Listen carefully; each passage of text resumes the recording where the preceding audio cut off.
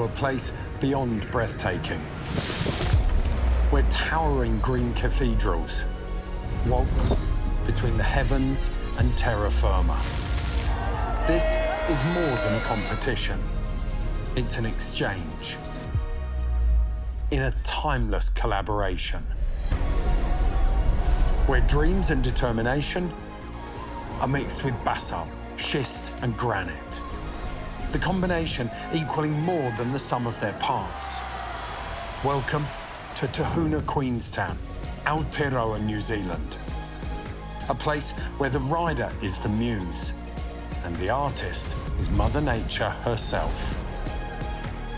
This is the confluence between chaos and creation.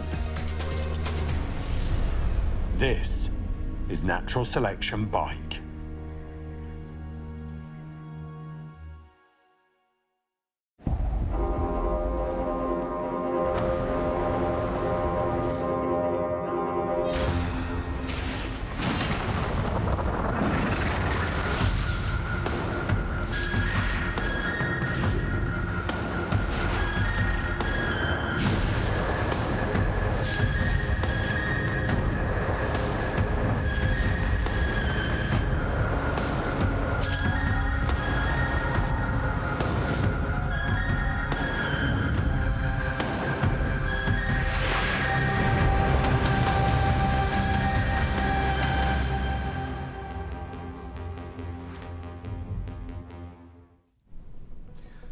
Welcome to the Wakatipu Basin. It is a paradise, but especially for those of a two-wheeled persuasion. Glorious scenic rides, lazy flow trails, downhill so hectic you could be at a Moroccan souk, and the biggest public jumps in the world. And now you can add to that list one of the most spectacular mountain bike venues you will find anywhere in the world. Welcome to the first ever Natural Selection Bike. I'm very pleased to say, joining me in the studio as ever, we have the great and the good of mountain biking. Sat right next to me here, a woman who is to bikes what Elton John is to pianos, except without the tantrums. A virtuoso and a precision bike rider. Pleasure to have you here, Keilani. Thank you. I love that intro. I'm so excited to be here next to you guys to watch some bikes. And then the man over here, Cam McCall, he's watched more people ride bikes than an Amsterdam cafe owner, but he's also pretty handy on a bike himself, I've got to say. Cam, how you doing? I'm doing great. I'm excited that we find ourselves here in this moment right now. Our sport has existed for over 20 years of free ride competitions. We have an opportunity today to experiment, try something new, and to be included in the conversation with these other sports that we look up to and we draw inspiration from here with Natural Selection Tour. This is an exciting day, and I'm excited to show the world what this competition's all about. Yeah, well, Cam said it there. This is Natural Selection Bike, but alongside the bike, you probably found Natural Selection through the snowboarding event. That's been running for 4 years, but just over a month ago, we ran Natural Selection Surf in Micronesia. That was the first of the three-sport expansion. Welcome to any of the surfers who've cross-pollinated across here to bike. The snowboard contest will go down in just under a week's time. 10th to the 17th of March is the live window. 2 days of competition, broadcast live from Revelstoke in British Columbia, and then it's up to Alaska on April the 17th for Natural Selection Ski. Those guys have been looking over the fence for the last 4 years with green eyes. Finally, they have their own event in the big daddy of locations in Alaska. If you want to follow us and all of the action, you can do it on all of the social channels, Natural Selection Snow, Bike, Ski and Surf. We'll see you there. You can also find us on YouTube. Now, back to the bike contest though. Full disclosure, Cam and I were at the bike event on the day. I've purposely tried to forget about it, but Keilani, you had a self-imposed blackout on all of the media. How successful was it? I tried. I did see clips, but I don't know who won, either the men or women, so I'm very excited to watch all the action go down and find out. And what that creates is I'm excited to watch your reactions to this competition as well as just show it to all the people who they maybe know the results and they've seen some clips, but nobody's watched top to bottom runs on this course yet. You've been involved in this from the very beginning though, Cam, and I think it's fair to say a lot of people's questions when Natural Selection first came into all of the other sports was, how is this going to be different to all the existing bike competitions? How do you answer that? for us, how this is different from all the other competitions, because we have some great competitions out there, but I feel like this one is very true to why we ride mountain bikes. Slopestyle, a lot of dirt jumping. Rampage, it's a one-of-a-kind anomaly, and it's not similar to what people do, but these are two of the most technical and exciting trails to ever be built on our planet. And this format is going to cater to riders who have a very broad skill set and who can be consistent. You have to link together these trickable features with sections of trail, and you got to trick those features as well. And it's going to be fun to be able to show what these riders did. Okay, we're going to get into detail in all of those elements, the judging, the criteria, the format, in very short time. But first, we're going to take a look at the weather up on Mount Dewar above this spectacular venue. So you got 25 degrees, temperature's not quite there yet. This shot was taken in the morning, 9 miles an hour or 14 kilometers an hour of wind. That's what it gusts up to, but the windsock tells a different story there. As Cam said, we've got a very different format. We've got very different judging criteria, which incentivize the riders in different ways. Let's take a closer look at it now. Credo is the acronym we use. Each of these 5 criteria carry equal weight, but the first 2 are key there. Creativity and risk. We're looking to incentivize the riders to get as creative as possible and progress their riding. If they're laying up, then they're definitely going to get marked down. So we've seen the format, we've seen a little bit of the judging criteria, but the star of the show always at Natural Selection is the course, and it is no exception here in Tāhuna Queenstown. Let's take a little bit of a closer look into how it was built. So on the left-hand side, Luca's left-hand side here, you can see key tide. This means from the mountain. And that red line is a much faster, longer line. And then you've got 2 other lines on the Luca's right-hand side. They split midway down and a little bit more technical there. And we can take a closer look now at how this course was built by the Elevate Trails crew.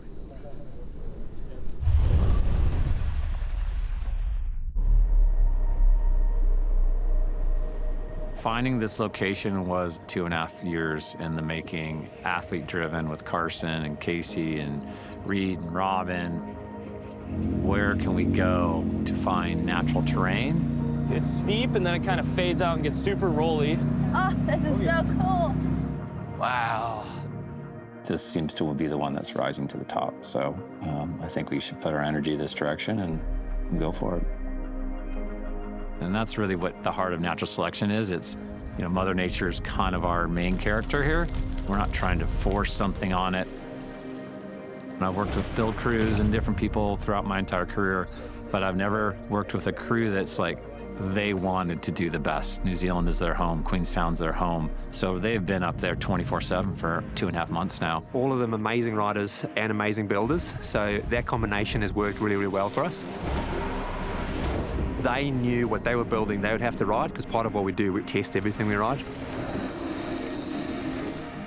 Yeah, boy. It's a goodie. That time I had to pick the drop rather than the view to focus on. This course 100% is Queenstown, New Zealand. Everything about it is just natural undulating terrain, rocks in all the right places, downslopes in all the right places.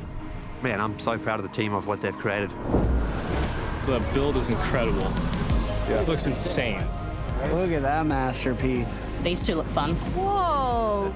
I just see the most beautiful jumps I think I've ever seen in my entire life right in front of me. It's like actually unreal. Oh my god, look at how blind the step down is. Love it. That's where the orcs come from. They're over there. The dig team has absolutely crushed this build. It is so beautiful. It's like a work of art on this mountain.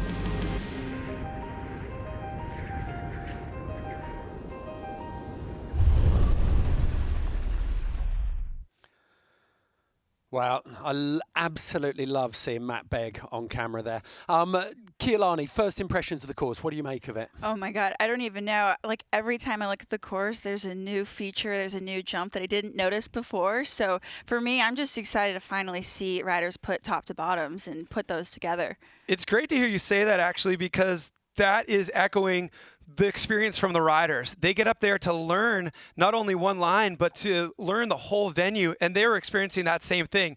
They thought they had it all figured out, and then they realized, I forgot about that whole section. Right. And a lot of these sections have blind takeoffs, so it requires so much memorization. Well, there's a really good fact as well. I think there's 14 features on the Kiuta from the mountain, and then there's 12 features on Kitai. So 26 features in total. If you've ever tried to count a pack of cards, learning those features is like trying to remember half a pack of cards in an insanely dangerous situation at the same time. The consequences are so high. We talked about the judging criteria as well, Credo.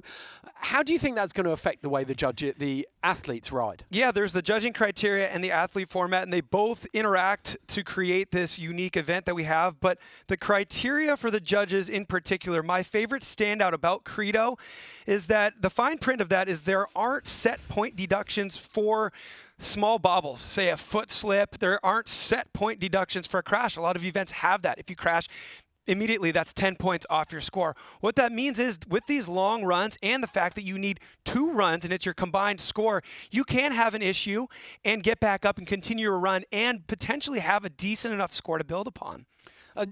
How do you think it will change for the riders? Well, I think it being new, it's going to be challenging for all of the riders, which is also exciting. But I like what you said. It's really, they have to look at it more as like a missed opportunity than throwing a run away, where a lot of these free ride competitions, if you crash or you put a foot down, you're kind of over, right? It is a massive shift, isn't it? And I've watched the snowboarders struggle with that over the years, but it definitely plays a part. Let's see how the riders get on with it today.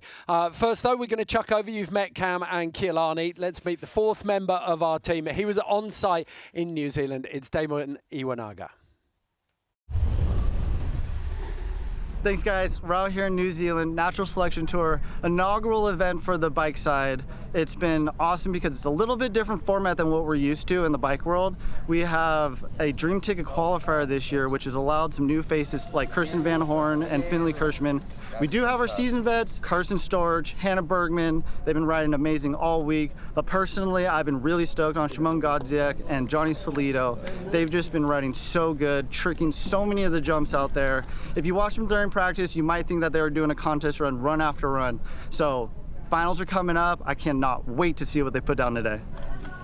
I love that. Damon putting his cards on the table straight away with Szymon Godziek and Johny Salido. Who stands out to you off the women's start list? I mean, I love all of these girls and them as riders, but I think it's going to be Cami Nogueira. I mean, she is kind of a veteran now. I mean, she's a 2-time Proving Grounds champion, so excited to see her run. You think this course will suit her? Oh, okay. yeah. What about the men, Cam?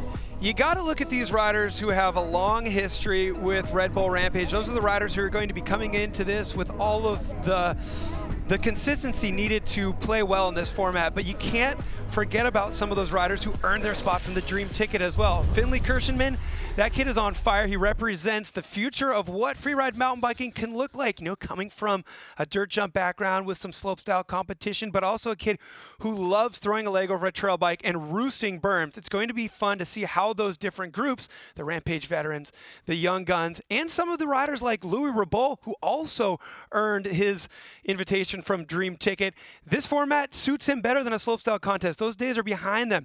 So with this new format, we're really going to see who has the broad skill sets. And it's exactly the same break in the women's, isn't it, Keilani? Yeah, I mean, we have 2 girls that pre-qualified through Proving Grounds, and then we have 2 girls that qualified last chance at the Dream Track. So it's kind of a perfect split to sort of see the veterans and then the up-and-coming girls go head-to-head. So it's going to be exciting.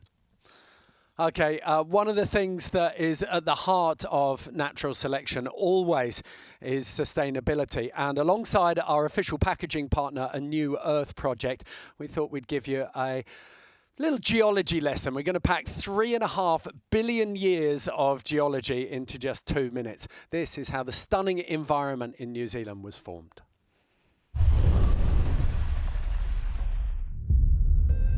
New Zealand is part of the Ring of Fire, the circum-Pacific seismic belt marked by frequent earthquakes and considerable volcanic activity. Here, the landscape is the result of active tectonic forces, with the Pacific and Australian plates in constant motion. This ongoing interaction causes volcanic eruptions, earthquakes, and the rise of mountain ranges. Both islands of New Zealand are roughly bisected by mountains. The Southern Alps were formed by the collision of these plates. Some of the world's most stunning bear a chain of fold mountains stretching 480 kilometers long and composed of greywacke, a sandstone rock that's fossils tell the story of a past life under the sea. During the ice ages, glaciers carved out lake basins and valleys, eventually receding and leaving behind the rugged terrain that we see today. The Wakatipu Basin, where Mount Dewar is located, was deeply shaped by glacial activity. Surrounded by the Southern Alps, this varied terrain offers a world-class playground for mountain biking. Sharp mountain peaks, deep valleys, and rolling hills. The geological processes that created these mountains continue to shape the land, making it an ever-changing environment. I'm an absolute geology and meteorology geek, so I love those pieces. Also, alongside, we said that sustainability was a core part of natural selection's principles, but alongside that is community. It's been at the heart of everything natural selection does since the very beginning, and it was no different when we travelled down to New Zealand. And we're very pleased to say that we were embraced by the Kaitahu people of Te Waiponamu, the South Island of New Zealand, from the very beginning. And they wanted to extend a warm welcome to the riders, to the crew, to the spectators on site, and also to you, the viewers. Enjoy.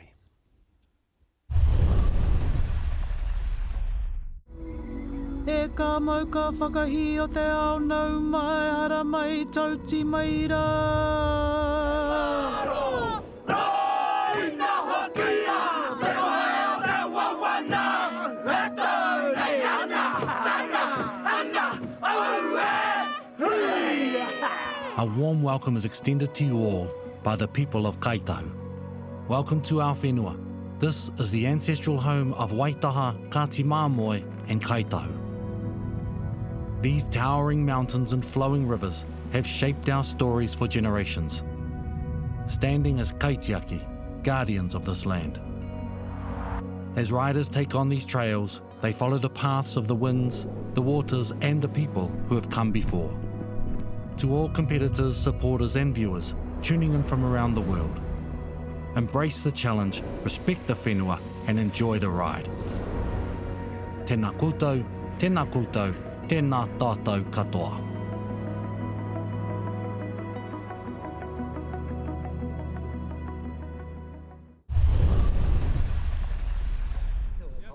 Up at the top of Mount Dewar now, first rider in the gate, Finley Kirschenman. Let's see what he's thinking. Is it this side of my helmet that says "In Job Bender we trust"? Job Bender we trust. No, it must be the other side. Oh yeah, that side. Oh yeah, left side. You gotta get this right here. Have fun, dude. Job Bender we trust. We'll see you down there. Yeah, dude. Get it. This kid's got so much personality. You tell that right away when you start talking to him, but you can even first impression tell by just what he's choosing to wear and how he views a custom painted helmet. I feel like the tribute to Josh Bender on there. It's like Dumbo can't fly without his feather. He's got all of his favorite riders represented there in some way. I absolutely love that he's got a Rastafarian frog on a tie-dye t-shirt as well. There's definitely a vibe there. Total vibe. He's the best. Cam, tell us about this bike up the back. Yeah, so Finley Kirschenman is riding a Trek bike in his run here coming up. He will be the first rider to drop it. You can be riding a Trek bike as well. All you have to do is scan the QR code that's going to appear on screen. Ed is going to try to hoard that QR code because he wants to win the Trek /9. It's a long travel, 170 mil trail bike with a high pivot suspension, mixed wheel size, big wheel up front to smash over those bumps, little wheel in the back to get all maneuverable and really let that bike dance like Finley is about to when he drops into this course. To win that, somebody's got to win it. It might as well be you. You have to scan that QR code and enter. We will notify the winner via email. You can't win unless you enter. Scan the QR code. I actually, full confession, I have the E version of that, and it is an absolute wonder bike. Smart. I'm as agricultural as riders get, but it makes me feel like I'm pretty good. I'd call you a cheater, but I also have the E version of that bike. But I got this one too.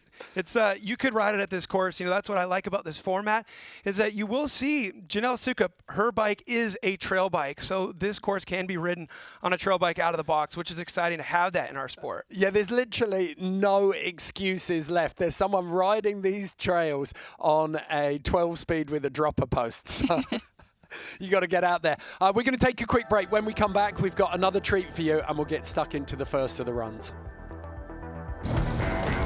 It's black and white, it's all around. Can't trust the puppet in the office. There's more to life than meets the eye. But it's over now. And we're never gonna rest until it's true. I need a revolution.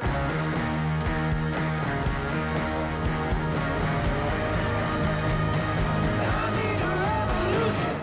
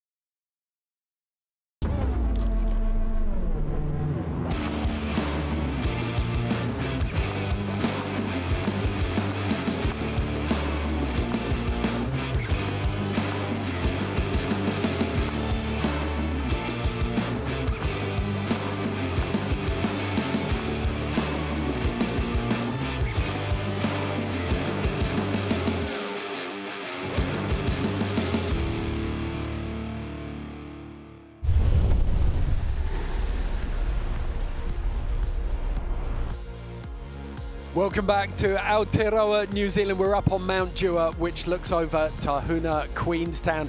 You see the Wakatipu Lake just poking out between the gorge there. This is the first ever natural selection bike. And I promised you a treat. Joining us in the studio is a man who's made a career out of defying things. Gravity, physics, then medicine and age. Two-time Rampage winner, Cameron Zink. Pleasure to have you here. Thank you for having me. I'm excited to be hanging out with you lovely people out here, and then even more excited to watch the next evolution of the sport we love so much. Well, you've been involved in this as a rider liaison from the very beginning. What do you make of it? Well, it looks like what I would dream of if I had my pick for the video game of mountain biking, and I get to design my dream level for the end-all be-all.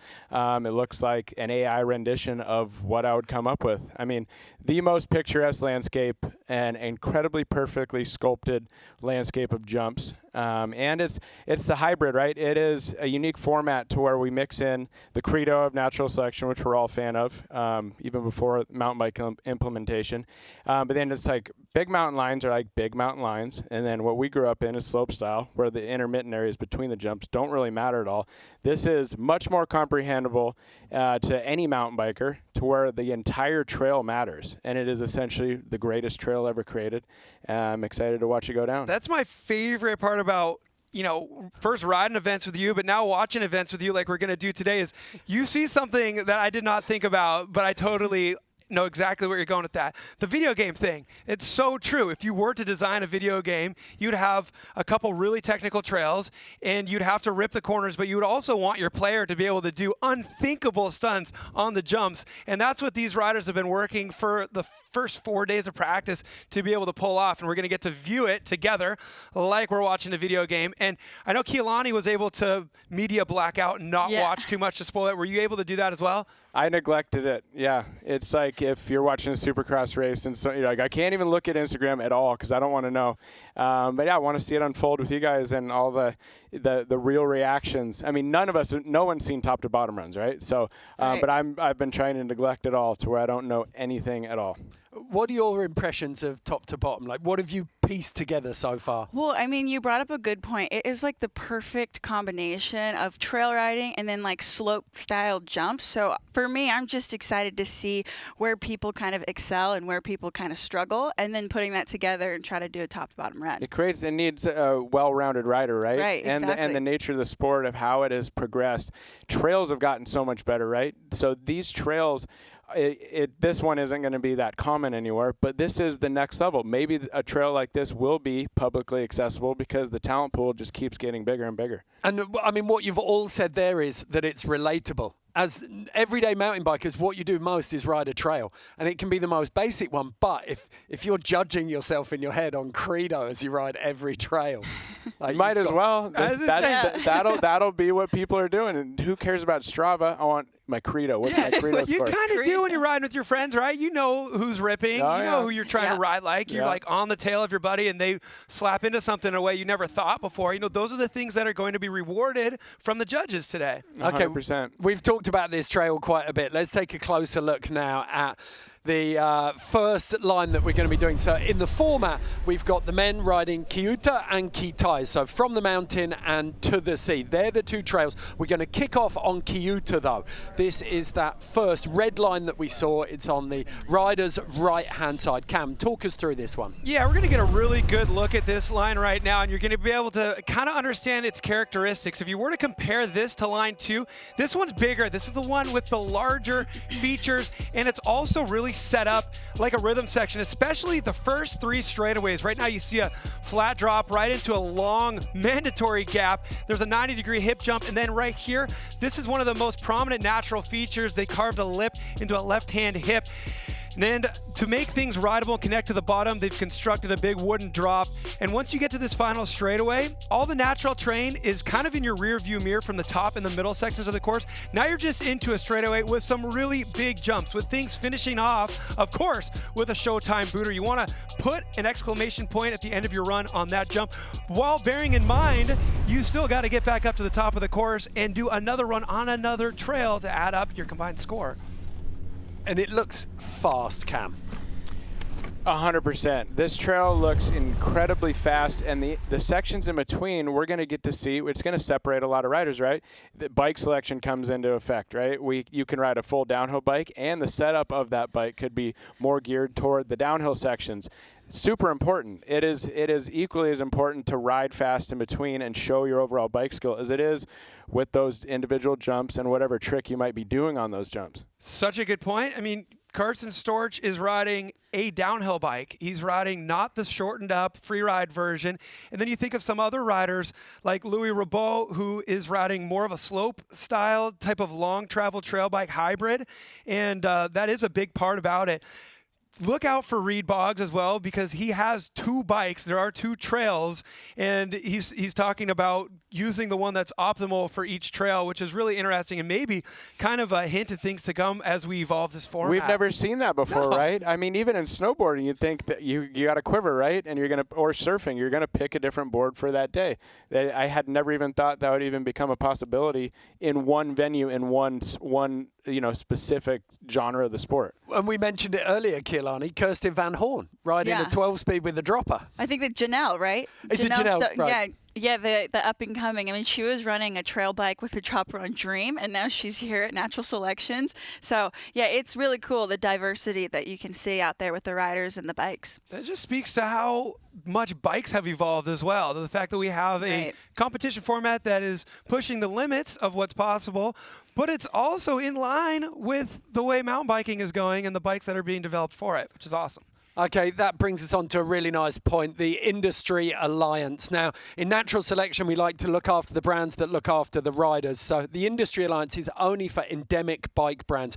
Looking after natural selection and the riders this year, we've got POC, our official protection partner. We're offering up back braces for any of the riders who want them, and they deliver some of the best Swedish levels of safety for mountain bike riders. We've also got Mons Royal in there, merino wool. I'm repping it today. It is the, I like to call it the business class of fabrics. Once you've tried it, you can't go back. You've got Outdoor Research in there as well. Adidas 510, some of the best shoes on the market. Then Yeti Cycles, Trek, you saw the bike that's being given away. Someone needs to win that today, and Specialized. But we're going to take a look now, we've talked about it a lot, at the men's format. Now, it's slightly different between the men's and the women's. The men taking 2 runs, the women opted earlier on just to take 1 run. So for the men's, it breaks up a bit, Cam. Yeah, you know, it just to speak about the women, in the spirit of adapting things to work the best with the given scenario that we find ourselves in, the women have made that decision, which is totally cool because that line that they're taking does have options. But for the men,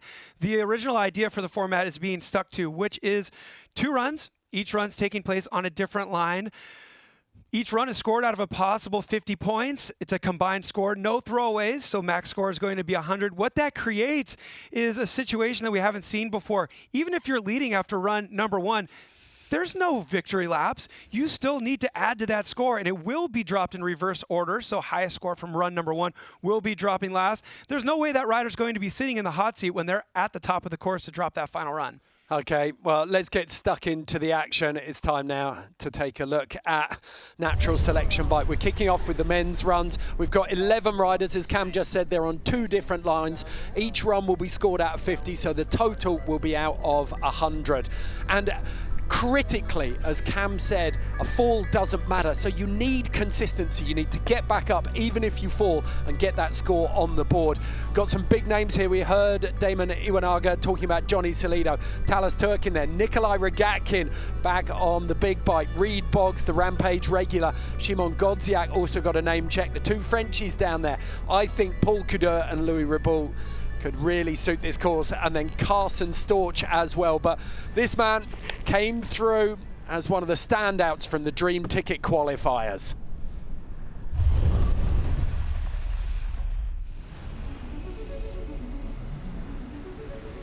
This qualifier is something we talked about from the get-go.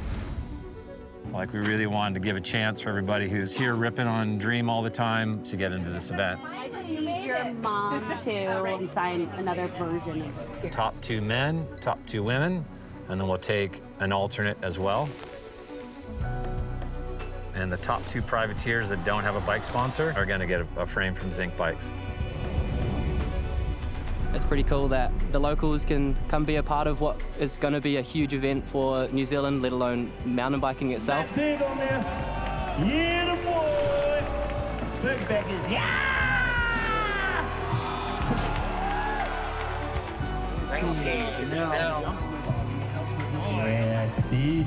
Best people, best riding, just best vibes. It's awesome.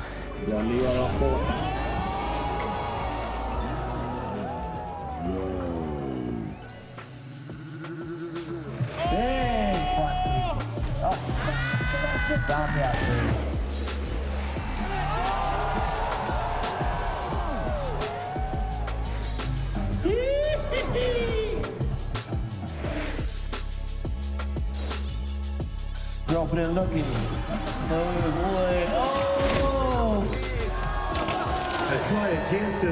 It was crazy just seeing there's more like hungry women out there than there was dudes this time. There's a lot of fresh faces here. Kristen Van Horne. The Dream Ticket qualifier is super important, and we really need to continue to develop and nurture and get more young males and females involved in the sport so we can just keep this sport vital. Rider number 6, Henry.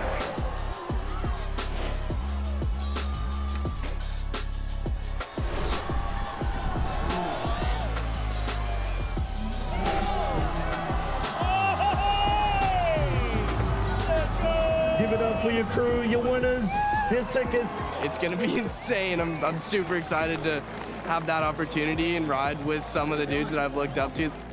It's a bit overwhelming, but in all the best ways.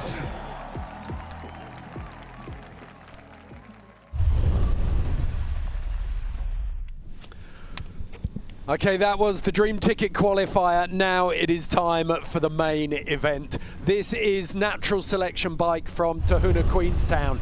It is men's run 1 of 2. The first man in the gate was one of the standouts of that Dream Ticket qualifier, Finley Kirschenman from Sandy in Utah. All right, you ready, dude? Dude, I'm fucking on. Rider number 12, Finley Kirschenman. 3, 2, 1. Yeah, boy. This boy looks tan, rested, and ready. I know, he was ready to get down.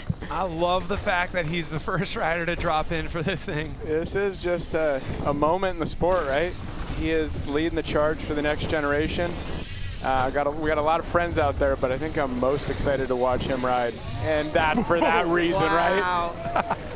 Oh, look how natural the landings look, and just a giant 450 into that. He's just so flowy. It makes it look so easy. Oh my. Oh, and then it just adds to, right, landing in a bunch of grass. And then right there, you can see, that was a good point. Right there, you can see that one more brake tap or one less brake tap, and he would have missed the landing. Wow. Tricking every feature in here. Here's these in-between bits. Yeah, he's keeping his flow through that, right? Little leg crank. Just so much style. Wow. Yeah, he's on point. You could say last second it looked like he grabbed a pedal when he wasn't planning on it, and ended up landing right at the top of the landing. He is on it. Little crank there. Yeah. He knows he needs speed for this big Sharky, right? So big. Full tuck. Even bigger. Look over. That jump looks like a bit of a stretch, huh? Wow. Kind of a rocker link seat stand. Huge, that jump. Into the Showtime booter. Oh, he has some of the best surments you've got from the game. Oh. Oh, man. What a bummer. Such a bummer. Right at the end. Such a good flowy run. Live by the style, die by the style. He wanted to extend that even though he knew he was coming up a little short. Yeah. Full commitment. If you think about how perfect that run was going, you're so close to getting an absolutely spotless run, and then that final jump just bites him. Both of those hips, though, those landings aren't easy. You've got to find traction straight away. Speaking of landings that aren't easy, like, I tell you what, nobody's doing that in practice. Nobody's tricking those things with actual rotations into those raw, natty landings. He came in this with so much conviction, and I feel like that should honestly be one of the highest points on a judge's scale. I agree. I mean, I agree. This was just conviction to its T. Yeah, the shisty knob getting some love there. There's like an aggression. Look at this. This is out of the box. That is so cool. Seat stand. Yep. So sick. On a step down, too. I wonder what's going through his mind right here. I got this. I got this. I don't got this. Might have been a hair of wind in that, huh? There might have, like... Okay, let's hear from Dewar Iwanaga, who's with Finley now. Finley, my dog. Dude, what a strong run. We had a little crash at the end, but how are we feeling otherwise? Really good. It's been fun figuring out the course. It's something new for me, so happy to get down, and even though I made a small mistake, I'm okay, so that's all I'm happy for. Amazing, dude. Thank you. Yeah. Okay, well, the score coming in. 35.6, so difficult to gauge against anyone else's, but at this stage, it doesn't feel, out of 50, it doesn't feel like he's been punished massively for that final fall. It feels great. I'm incredibly stoked to see that. That would essentially average out to be a 70, right? Yep. So that's really amazing to see for the format. Okay, next up at the top, one of Latin America's freeride pioneers, Holy Toledo. Ladies and gentlemen, it's Johny Salido. Yep. Wonder if he's ever been to Toledo. 14, Johny Salido. 3, 2, Get home, boys. 1. This is a rider right here who does spend a lot of time riding downhill. He'll sign up for a few downhill races as well, but he's known to be a free rider with a lot of tricks. This is definitely right up his alley. Laying up on that a little bit. Looks like he's got something bigger planned for the hip. Oh, there we go. So good. I love how you have to line up for that corner. It's not just landing in a rough landing, natural landing. Still got to line up for the corner. You don't realize how rough these transitions are between these jumps. Yeah, the FPV is imperative for sure, but yeah, with the other angles, you tend to see a lot more of the terrain. Yeah. That section's Oh, so here we go. fast. You're spending so little time on the ground. It's kind of nice to get a little reset right there, right? Yeah, Because little breather. Yeah, for it's almost like if you had a breather in the middle of a race run. Huh? Yeah. It's pretty much all business as soon as you take off of this wooden flat drop here. Oh, yeah. Hard's going about 180 Look how right big here. that is. Wow. Oh, nice Nice suey. suey. Yeah, yeah. Look how tiny he looks on that big jump. Yeah, the scale is insane. So isn't crazy. It? Oh! A little bit loose there. Looked like he was struggling for speed, had to push through a little bit and got a little buck. Oh, what's he got for the Showtime booter? I feel like he needs something. Oh, he held it together. Complete.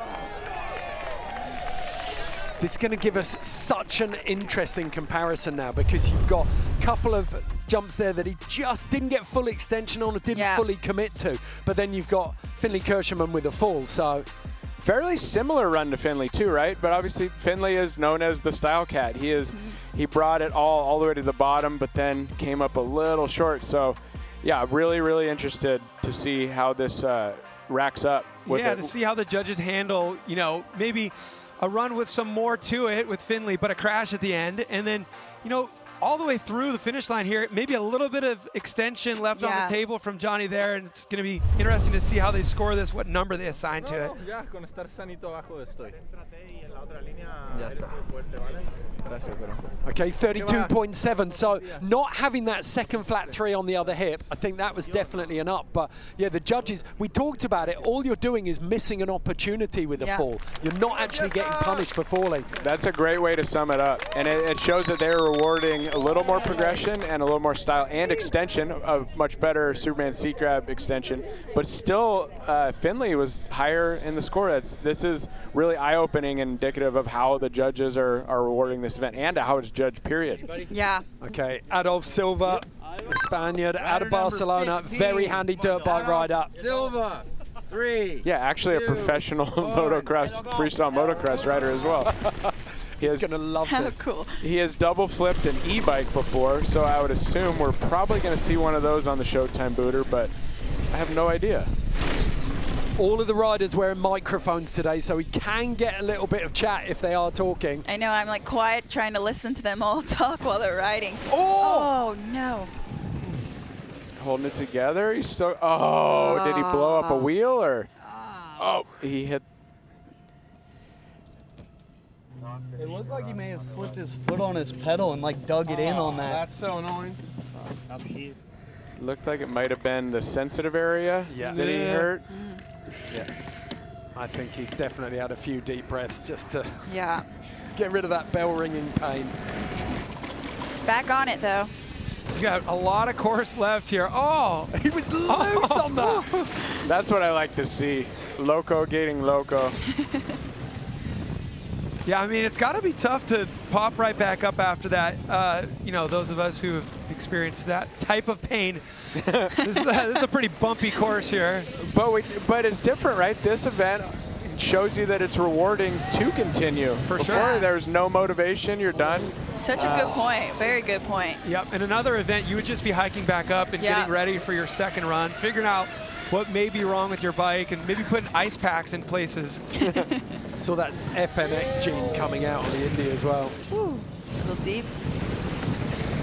So here's where we're going to be looking for some from Adolf down here. He lives on the big dirt-to-dirt doubles. All right. We're all as anxious as you are. See that booter? Oh, but he's chilling. He's mailing it in. He just... Yeah. Yeah. He decided to kind of mail that one in. Mm-hmm. Potentially didn't feel he had the speed, maybe? Got such good extension up here. Maybe he's still in pain. Yeah, you think he just started cranking for that 1 foot table before he was quite off the lip, and then you end up getting nose heavy on that. I wouldn't even be surprised if, with this being such a new format, you kind of forget that you're still in the running for a good score. But you got to remember, he did still hang off the back of the bike 2 times with that trademark Adolf Silva extension you come to expect. That's the thing, though, is we're expecting so much from him. He gets kicked in the nuts by his bike, and he doesn't do absolutely everything that we want to see. But the good thing is there's still run 2. That looks such a good run from over there. Yeah. He watched his own replays. I love that. 20 points 20. for Adolf Silva, so he moves into 3rd position for now. Still leading, first man in, Finley Kirschman. But now it's the turn of Bellingham's finest, Talas Turk. GoPro guy. All good? I'm looking forward to listening to this run, too, because Talas is 16. one of the, the most comical humans you'll ever hear speak. Yep, same. The stuff that pops out of his mouth is absolutely ridiculous. It's what's in your head. He just says it out loud. Yeah, it's like a ball of sarcasm. Just Super stylish. Looking comfortable, right? Oh, no. Oh. Oh, good. Oh, good. It is a bummer to see that, but really good to see that he's completely okay. That was the jump that took out Tommy G, right? For sure, yeah. I mean, that thing, we've seen a couple riders make it look easy early on with those 450s, but it is so 90. That is such a harsh angle of a hip jump, and you got to go to the moon to really come down and hit the tranny right. And it was a decent step down, too, to where you landed. Most hips like that are step ups, but you get an extra 7 feet of fall on that one. It'll be interesting to see if he takes advantage of the rest of his run, which I think it looks like he is. Yeah, and yeah, it's a long enough run to where you can actually get back into a flow, right? The course is long enough. It's like, all right, well, that's one feature where I'm not going to be able to capitalize on an opportunity to get some points, but there we go. Yes. Plenty of meat left on the bone in this run. Yep. First flip can we've seen. Such a bummer. He's already reflecting on that drop. He knows how well this run's going now. Oh, every time over that shark fin, just ridiculously. The Meg. Right. The Megalodon. That was a feature that had not yet been guineaed when the riders showed up as well. Oh. Hence why there's probably a pretty big Nico Vink knuckle on it. Yeah. Here we go, final jump. Oh. Yeah. Nice. Very clean. Beautiful work. What a solid run, right? Even with the crash, like I'm super proud of him for that one. Yeah. Score's going to be fascinating because after the crash, it's almost like he levels himself and just goes again. Well, I mean, it's really surprising to see him have an issue in the run because he is such a consistent rider. He does live full-time in southern Utah, so features of this size aren't foreign to him. It's just, it's a shame when it happens to fall apart during the run, but I love the fact that he picked himself up and finished really strong with that flat spin one-footed can. But here's a look back at that crash. What do you think? Oh, just short. Just a little short and a little under rotated. One or the other, he would have gotten away with it, but not both. He's still got that flat 3 nag and the backflip. Look. It also shows just how tech it is to 450 that jump for the ones who do it successfully. What's the score going to be? Score to beats 35. Talas Turk snags a 28.6. Definitely something worthwhile to build on. Mm-hmm. You know, massive. I personally thought that run would have been higher based on how well Finn did with the crash. But I guess that was a crash on the final jump, right? You got to take that into effect. Right. So I guess you're right. Yeah, there's flow the whole way down until the end, and then you don't have to pick back up because it's over. Okay, Nikolai Rogatkin on 1 day less practice than everyone else, yet to get a T to B on line 2. So it's a big ask for Nikolai at the moment. It's actually so impressive that he made the decision to ride this competition. It is hard enough to learn these lines with all the practice days, but he showed up late. Then he had an issue, had to just work on his bike a little bit, missed even more practice, but I mean, there's a reason this guy has accomplished so much. He's very strong between the ears. I was surprised to see that he's only 29. He feels like he's had a 30-year career. All the way back to, what is it, 18-inch BMX bikes when I first saw a video clip of him. Now look at him. Yeah, I think he was our kid's age, and he was already doing 720s on 16, 18-inch BMX bikes. Insane. I know, I'm usually excited to see him and see how many spins he does on the bike. For sure. And he's got that 29 on there. Like, I watched him, his rolling speed was insane. He's got that mass. Here we go. You could see how hard he was on the brakes. Did you hear that? Oh, he's talking to himself. He's talking up something. He says, here you go. What we got? I guess, Great yeah, extension. I mean, this is race run length, right, yeah. Keilani? Like there's a lot of endurance that's going to go into these. Totally. It's like finding that patience, too, on this course when you're trying to throw those tricks in. I hadn't seen that. A little bit of psyching himself up on the bars into that drop as well. Yeah. Are we going to see the cash money roll? Oh, a little short. Maybe he's going to get the speed. You're right, though. He's rolling fast through this trail. The fact he was able to recover. Oh, my. Jeez, he holds on. There he still goes there for it. He goes. He has those. Yes. He does cash roll like front sevens like a no-footer. It's so good. It is so crazy that he can drop that trick right after a bobble. With a 29-inch front wheel.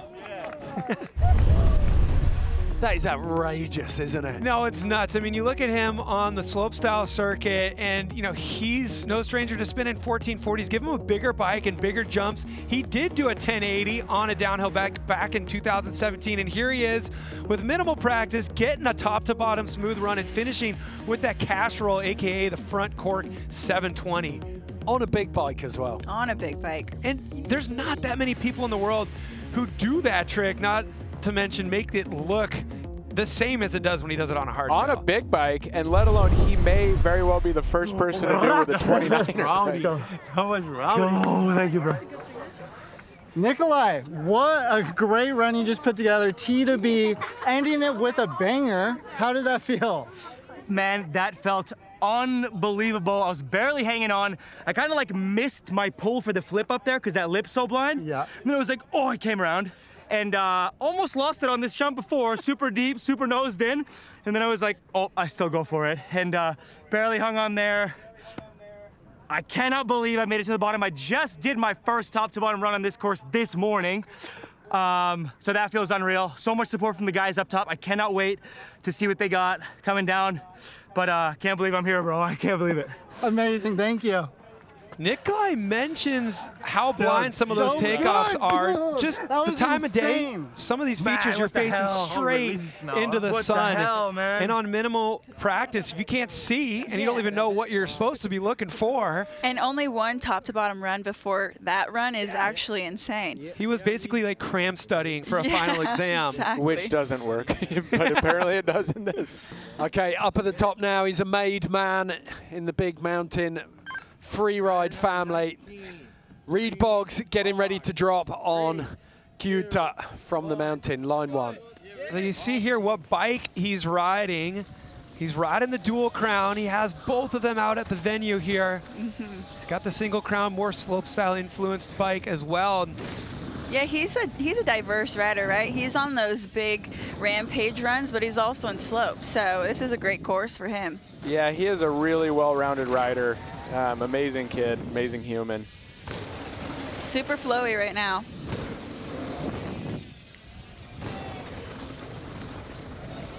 Kind of like you don't really even want to say anything. You just want to sit back and enjoy it, right? Right.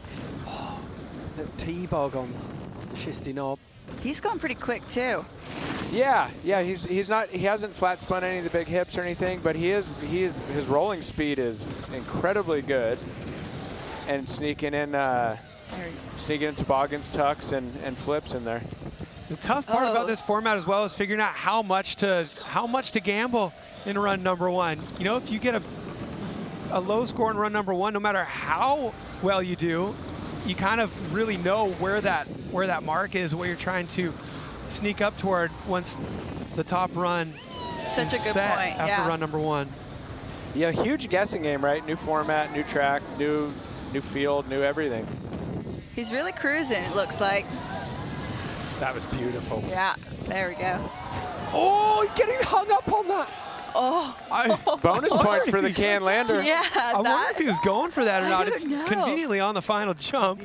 I think he was trying to pull back on it. It looked like it, yeah. He just went for side saddle. Yeah, you might as well just, oh no, I meant to do that. It's a bit of a gamble, right? I don't imagine he would try to, because if you bottom out on a downhill bike with your crank down, your pedal will 100% hit the ground. So it might have unintentional little glorious. Well, he made later. it look good, so. Yeah. Look at that. That big moto step up. Oh. Yeah, the suey off of the wood drop seems to be the way, but I can't wait to see someone spin that thing. It's gigantic, isn't it? That course is so gnarly, but it's super fun. It is fun, but it's gnarly. Yeah. Conditions are perfect. Yeah, it's money up there. So good. Yeah, I'm happy. Dude, flowy. There's no wind, but I got kind of like sideways on the hip with a Nike, and I was like, ooh! Don't want my G. Score to beat 35. Look at that. Wow. 38.8. Reed Boggs is our new leader. Clean is the key. That was a good balance. It shows how fast, like going fast and smooth is really important to the judges. That's awesome to see. Yeah, next rider up is going to be Szymon Godziek, but Reed Boggs leads ahead of Finley Kirschman and Johny Salido. 3 riders up in the 30s for now. Those are our first 6 riders down. Thoughts so far? Interesting point about the run order. These are all random draws at registration. The riders pull the number plate, and that's what determined the run order. For run number 2, we're going to have a reverse start order. But, you know, we've had a few runs drop, so we've learned a few things. We've learned how much you want to gamble. We've learned how this scoring system works, and now we're starting to see some of the heavy hitters that a lot of people are putting their money on. And that is a really good point, because that second run you're not just trying to improve, it's critical. There are no victory laps, there are no throwaways on that second run. Yeah, it's a unique format. I mean, traditionally, as you've said, that we normally one and done. You put all your energy into one run, and then you get to reap the benefits of a cruiser lap and a victory lap, you know, because you get the benefit of going last. You only get to see what everyone else has done. So there's still an advantage to being in first after the first run, but the battle's only half over. Yeah, you've still got to put a score on the board. What did you make of the judges' scores that we saw out of there, Kilani? I thought they were pretty fair. I mean, like we were talking about Credo, I do like that you can make the mistakes, and then also with a course as long, almost like a race run, right? You have time to make it up. So I think that the riders put down great runs, and I think it matches up to what they did. Bit like a slalom race, right? Yeah. It's only half done. You know right? You have an advantage after the now first run. you got to flip it. Yeah, and that's what you're accustomed to and so good at. Yeah. And very much like a slalom, you're trying to pace yourself. You know, those are long days, those dual slalom race days, and this is a long day as well. We saw the first rider drop, hit the dirt. We saw a couple more riders hit the dirt. Talus kind of rolling around in it for a little while, but with this format, it's good because you know you have another run and it's going to count. This is not a throwaway, but also you got to play your cards right, so you show up back up to the top of the course with your body in working order. And so a lot of these riders, you know, being strategic about the protective gear that they're choosing to wear for this format in particular. Yeah, and as if by magic, here's one I prepared earlier, people. We talked about it. This is a POC back protector. It's made out of VPD technology, which there's a few different things on the market, but your body temperature actually keeps this one flexible while you're wearing it. So it's super light and super flexible, but the moment you hit it with something, come on, Cam, you going to do something for me here? No, not the trophy. This becomes absolutely rigid and it hardens up. POC have actually invested in a lab where they have scientists who are specialists in spinal and head trauma, and they've been developing these products there. A lot of the VPD line are completely modular, so you can bolt them together, and like most Scandinavian brands, I'm thinking of Volvo here, they're very good at prioritizing safety, looking after all of the riders. So if you're interested in getting some protective gear, definitely go and check POC out. Right now we're going to take a quick break. When we come back, we'll have riders 7 to 11 in the men's run 1 of 2. I was surfing in Indonesia. It's like, wow, so much of what I'm seeing floating in the ocean is packaging. And that's a supply chain that I'm a part of. A New Earth project was born from that. How do we innovate these products in a way that they can find their way into the economy and also support a healthy planet? It's really just all about scale. If we want to solve a global plastic crisis, you got to go to the largest organizations in the world that are packaging the most stuff. Now we are inviting large brands of all shapes and sizes to be a part of this with us. We're focused on healthier, more earth-friendly packaging and do it in an efficient and economical way. The world is waking up to the need for sustainable solutions.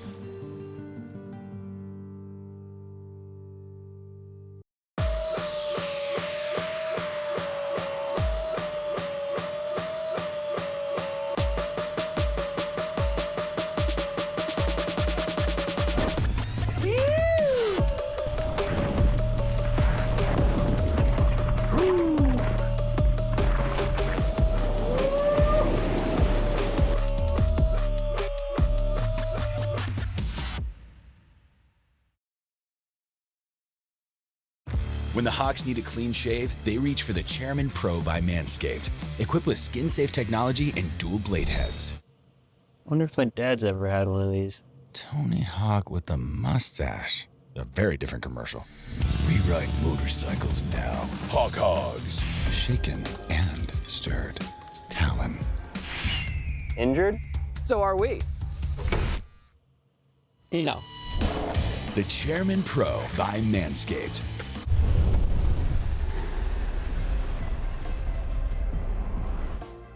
Welcome back to the first ever natural selection bike here in Aotearoa, New Zealand. We are up on Mount Dewar and it is a stunning day. We've just seen the first 6 men drop in. We have the next 5 men. They're taking on that first line and it's pretty impressive, Cam. Reed Boggs sitting in that hot seat right there. I feel like he could have done a little bit more, but he's being smart because it's really easy to have a mistake out there on this course. Yep. Okay, the bike behind you there. Yeah, don't you want to win it? I mean, who would not want to win this thing, this Trek/9? QR code. Ed, are you still holding on to that QR code? Yeah, it's... Like, here, put your hands down. Have if you missed it. Yes, there you go. There it is. Grab your phone. You know what to do. Enter to win. The winner will be notified via email, and then the winner will be ripping their local trails on this bike. Why not? Get this code scanned now because you could win that bike and it's an absolute scorcher. I've got one. I can't recommend it highly enough. Pretty much, I like to call it, if you come from New Zealand, it's called the Ring. It's the one bike to rule them all. It can do anything. It's my favorite bike for sure. Trek/9, scan the QR code. Okay, let's get back into the action. Cam Zink's going to be joining us back in the booth again. First rider in is going to be Szymon Godziek. The Pole is a hot favourite for this event.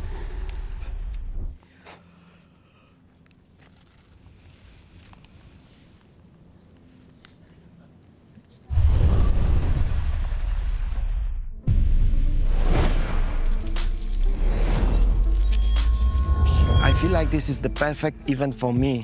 It's like a perfect mix of everything, big jumps, downhill sections, and slopestyle features. All the riders are different here. Some of them come from slopestyle, some of them come from freeride or downhill. Also, we have different bikes. My bike is smaller, single crown. Most of the guys use big downhill bikes with double crown. That allows me to do bar spins and tail whips in my run. It was good. You were perfect, I think. Over there, yes. I went deep on this one. Yeah, excited. Stoked. Excited about start working on it. It's a long line. You have to be on point everywhere. Yeah. And then there's a whole nother line that direction. I love pushing myself. I love this event. I see this event as future of big mountain slopestyle.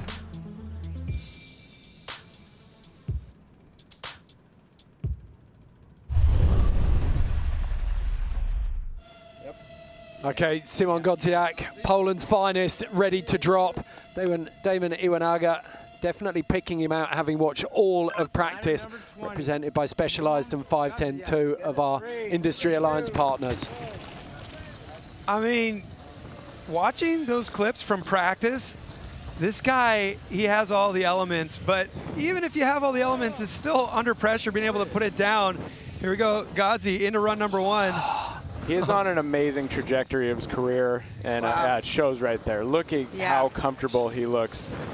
And him talking about his bike choice, so you can do those bar spins and those 360s and get around it. Yeah, one of the first riders the first rider we've seen run a single crown, right? But he was not slowing up on the upper section of the downhill where a dual crown would favor that. Just tail whipped that, dropped. Huge Wow. Like, that is so intense, that section. Yeah. There is so much coming at you so quickly. It's almost like a step up. It almost looks step up now. And notice how he, in that layup section where everyone else is gathering themselves and slowing up and taking a breather, he kept charging through it. And right here, he's definitely going to get his speed right for the biggest drop on the course. Definite opportunity here. Boom. Wow. Oh, I'm a fan of that. Big drop 3. Powers into the Meg. Look at that speed. Best style over the shark fin, too. Yep. Oh, a bit of a turn up on that. Using the whole course left to right. He's so assured, isn't he? Yeah. First rider to flip the setup jump. Wow, look at that extension on that. Godziek. That was a great run. I mean, that's clearly the best run we've seen thus far. And yeah, really, really stoked to see that. Somebody understands the assignment. Yeah. Not that surprising with his interview and how good he was feeling about the track, though. This was incredible performance. It's so funny, isn't it? His personality is so at odds with his riding. He's so cool, calm, humble, and within himself. He saves it all up for the run. Yeah. What did the kid ask for his goggles? Definitely. Got another run, man. Look at that speed. Oh my, wow. I like how you have to hit a rut right there. That just shows the course develops and you have to adapt to it. There was just one line through the rut right there. And especially to come out of that rut straight with the right amount of speed to do a hot bar off the end. Come on, that to me is a huge highlight from this run. Hop tail up off of that flat drop and right into this rhythm section. This hip here using that natural feature, that schisty structure. You could tell he wanted to get a tuck no-hander there. He didn't, but he still turned it into something. And that was one of the few features that he didn't trick. It's good embracing, the need for spontaneity there. Banger. And look through the variety as well. If you did plow into this in every criteria, there's front flips, back flips, flat threes, like the 3 drop. And the tail whip, first to do the tail whip off the drop on a bike that's probably twice as heavy as a slopestyle bike.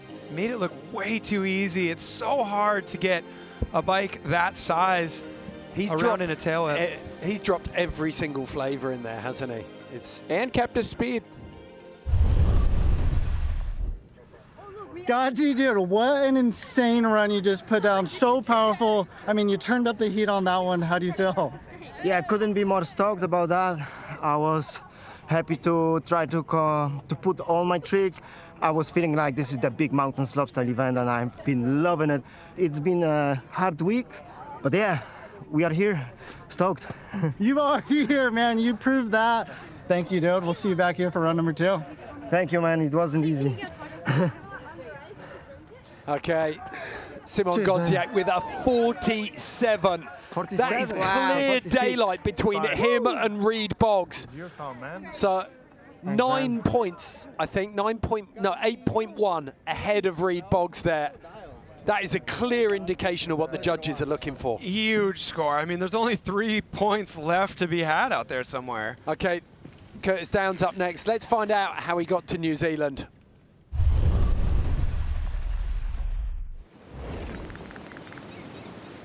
Natural selection bike came out to Pacific City. We ended up doing a contest of best overall through the week. It was all rider judged.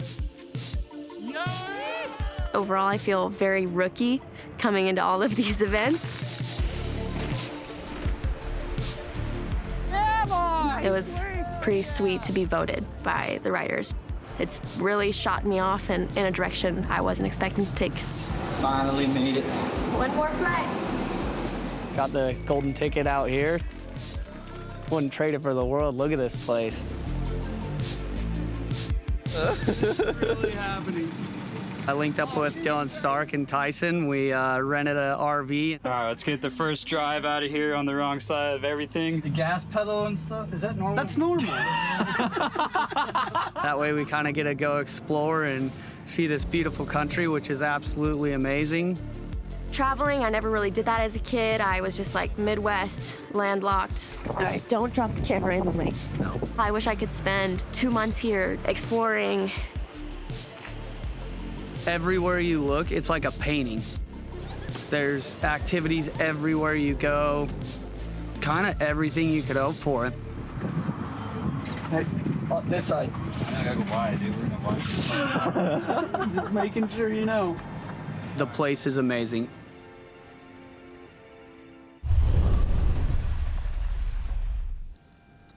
Yeah. Articulating what everyone feels when they get to New Zealand. Curtis Downs, a showman to his very core. Yo. Curtis Downs. 3, 2. Yup.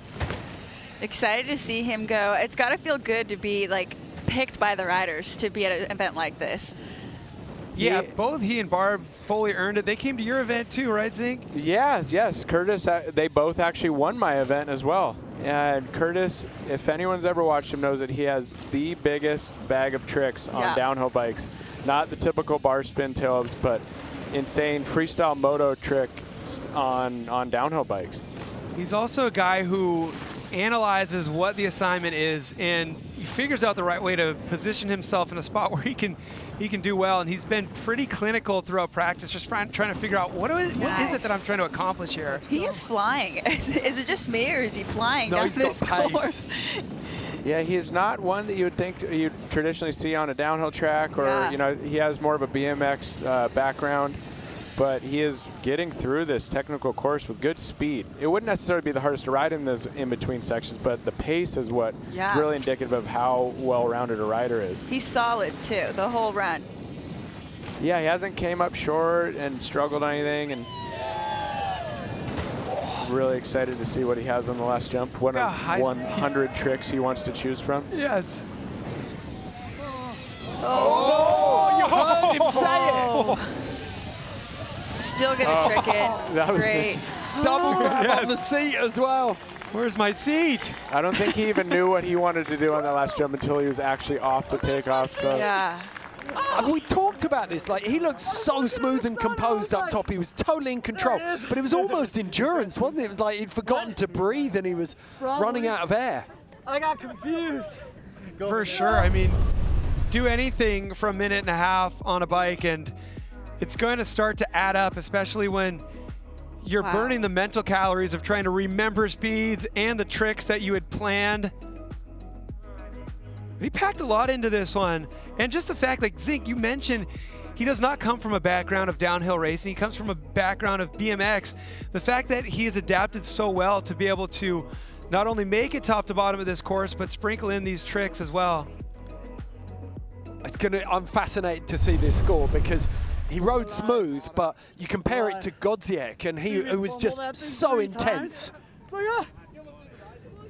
I can't see anything. Look at that. So Finley Kirschenmann on that 35 with a fall in there. Johny Salido on a 32 with a clean run, and that's 27 just because he was laying up a bit. Now, one of the riders that Todd Barber identified as being a standout in this field, Paul Coudert out of France. He's been on the come up. Yeah, this is the first rider I thought of when I heard about this format, and you know, I've seen some of his video parts, even some that he hasn't put out yet, and I'm like, well, this is where this guy's pushing his riding, and it's great to have him out here. Yeah, definitely leading the. He's almost like the Finley of Europe right now, leading the charge for the new school. Yeah, that was a great comparison, actually. They have very similar riding styles, so loose and flowy. I always feel like he'll inspire poetry with that style. Looks like he got away from that good at least. Oh. He went deep, huh? He did go deep on that. Hit deep and tucked a little on the inside. Yeah. That's the thing about those kind of more natural landings is those lips are mandatory to get you up into position to square up and be able to line up for the next section. But it's hard to see where you're going. It looks like he had a little bit of an issue right before the takeoff. That entrance, yeah. Yeah, the corner. It didn't look like he got out of the corner where he wanted and had to cut off the lip a little bit. Oh, no. Yeah, a little sublux there, not a full dislocation, but a sublux of the shoulder. What a Hopefully the bummer. AC is all right. Yeah, he's back on his bike and riding now. Oh, good. So if you are just joining us and wondering, yeah, this is a live watch party. Cam and Keelani seeing it for the first time. Cam McCall and myself were there on the day, but this went down on February the 15th. So second of our Frenchmen up, Louis Reboul. I mean, this guy in his slopestyle days was known as a style cat and a guy who just thrived at linking together smooth tricks. This is a format built for him. He had not competed in a long time, but found his way onto the list here through the Dream Ticket qualifier, earned his way in, I should say. That shoulder buzz on that step down is not easy to do. I mean, you've seen many riders try to table that and get a little style, but he was the most clicked off of it. Incredibly hard over step downs because they're really easy to get nose heavy and end up in the weeds. E.T. That was so sick. Everything he does is deliberate. There's conviction. Even just how he held that suicide no-hander. He gives the photographers a lot of time to get that button pushed. full extension. Yeah, not just checking a box, right? He's like thoroughly enjoying the trick. Oh! The crew in Leon going nuts for this now. The suspense. The slow ride into danger. Feel like you're jumping into the valley off these two. Wow, deep. Like a double table out of that thing. It looked good. He went deep, but it made it look awesome. This is the jump the jump following people are going deep on. And it's long, too. Yeah. So big. Yeah, again, a little bit. A lot of breaking into this lip, too. Oh, the cannonball!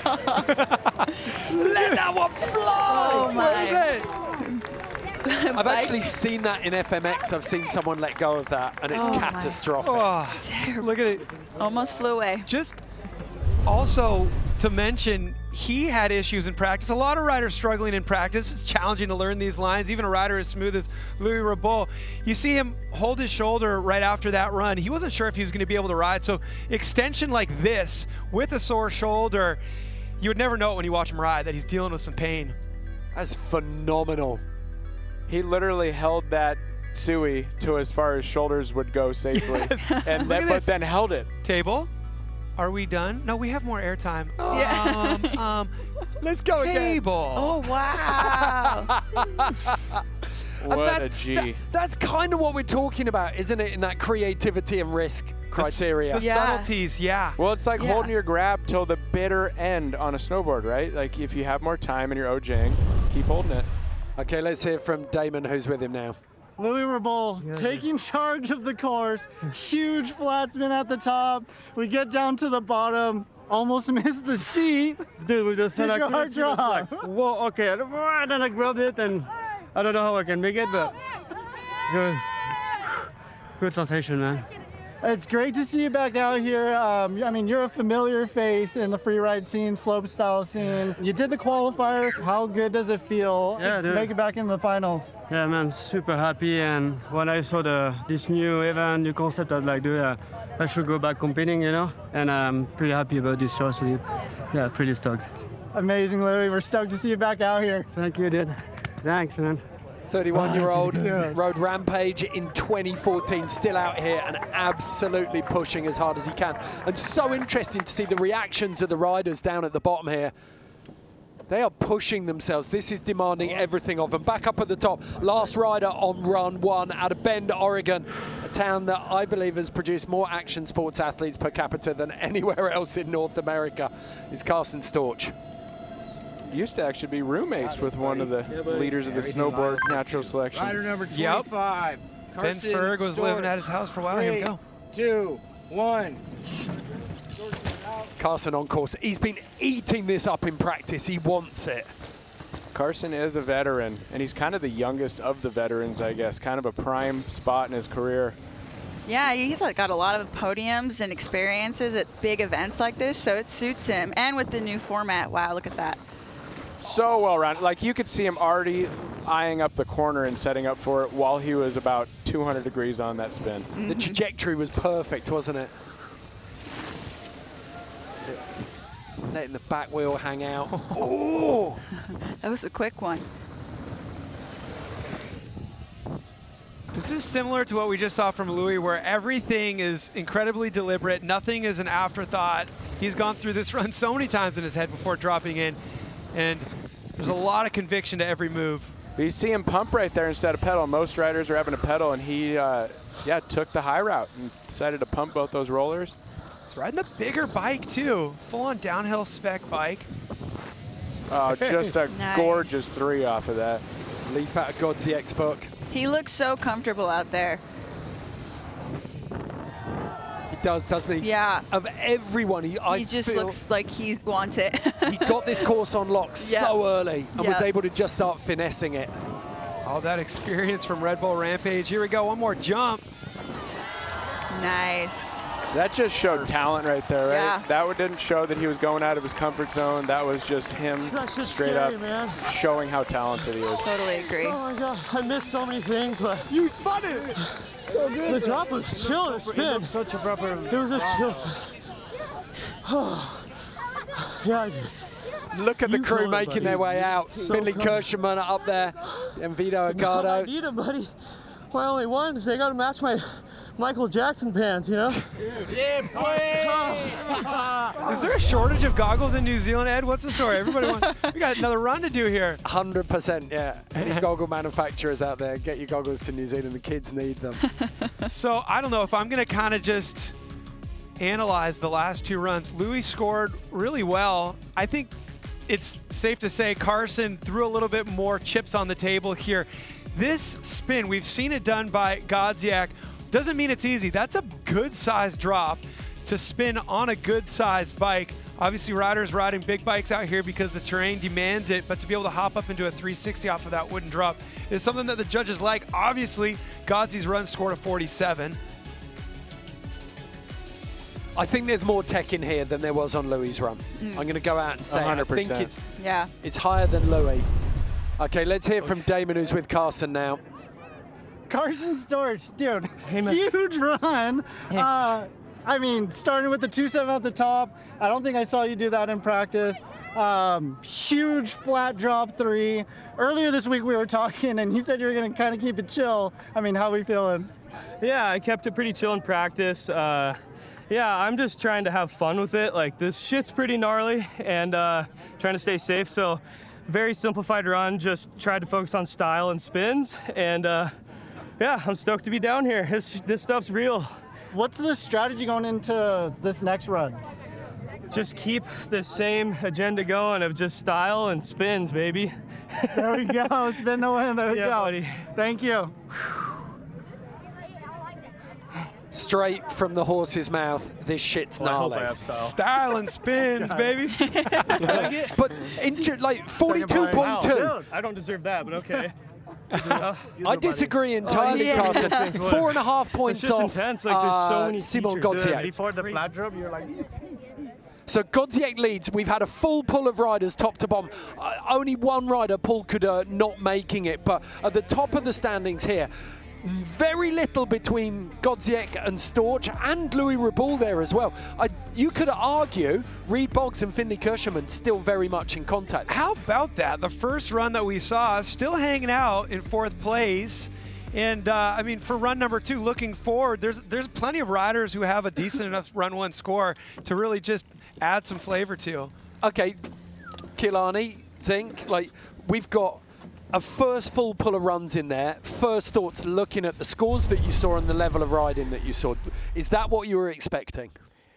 A little bit. I think it was a little bit of what I expected, but it's just so new in the judging format, right? I'm really excited to see, and I would agree with the judges on that, but you're never sure if your opinion aligns with the judges, right? Yeah, I mean, it was a bit of what I expected. I think because there's the 2 runs and they matter, I was thinking maybe they're going to all just like go so hard, but it was good to see the riders kind of being strategic and smart because, again, it's not about the biggest trick, it's about your entire run. Yeah. And going big never goes out of style. That's and true. Style Yeah. never goes out of style. Yeah. So I think that's awesome to see that the judges are thinking the same way. But you said that, okay, we heard Carson. He was like, maybe I'm laying up a bit. It didn't feel to me like Godziek laid up at all. No, I think he's a man on the mission right now. I mean, I would agree with that. He's so focused as well. Like, just to watch footage of him training And to see what he did at Rampage as well. Yeah. You know, he got second at Rampage, and now here he is doing this. Even to think of how good that run was, scored a 47, he still missed something in there. But the fact that he turned it into something as well, going for the tuck no-hander on the schisty Knoll step-down hip, doesn't get the hands off, but boom, you see in the slow-mo replay, he put some style in there, and instead of a deduction, they go, all right, well, you turned that into something. It's the level of precision and the amount of training that goes into having your riding at that level is insane. It's a treat to watch. When someone, you can tell when there's certain athletes at their pinnacle of the sport in a given moment of time, and Szymon is that guy right now. We showed that he almost won Rampage. Some say he should have, but he's just showing that he's the guy right now. He's on a mission, and he's doing everything that he can, all the training and the mindset. His mindset is perfect right now. Yeah, you go and look at his journey coming up with his brother, and it's just, the trajectory of his career is built to this moment, hasn't it? 100%. I love how diplomatic you were about the Rampage judging as well. Okay, remember the format I thought Tom is... should have won. The format is very clear. That was the first run. The men are splitting between 2 runs. So they've got a 50-point score on the board. They've got a second run that's going to deliver another 50 points for an overall score out of 100. Szymon Godziek, if he carries on this track, will only lose 6 points. We've got the women's runs coming up very shortly alongside the men's second runs. We'll see you after the break.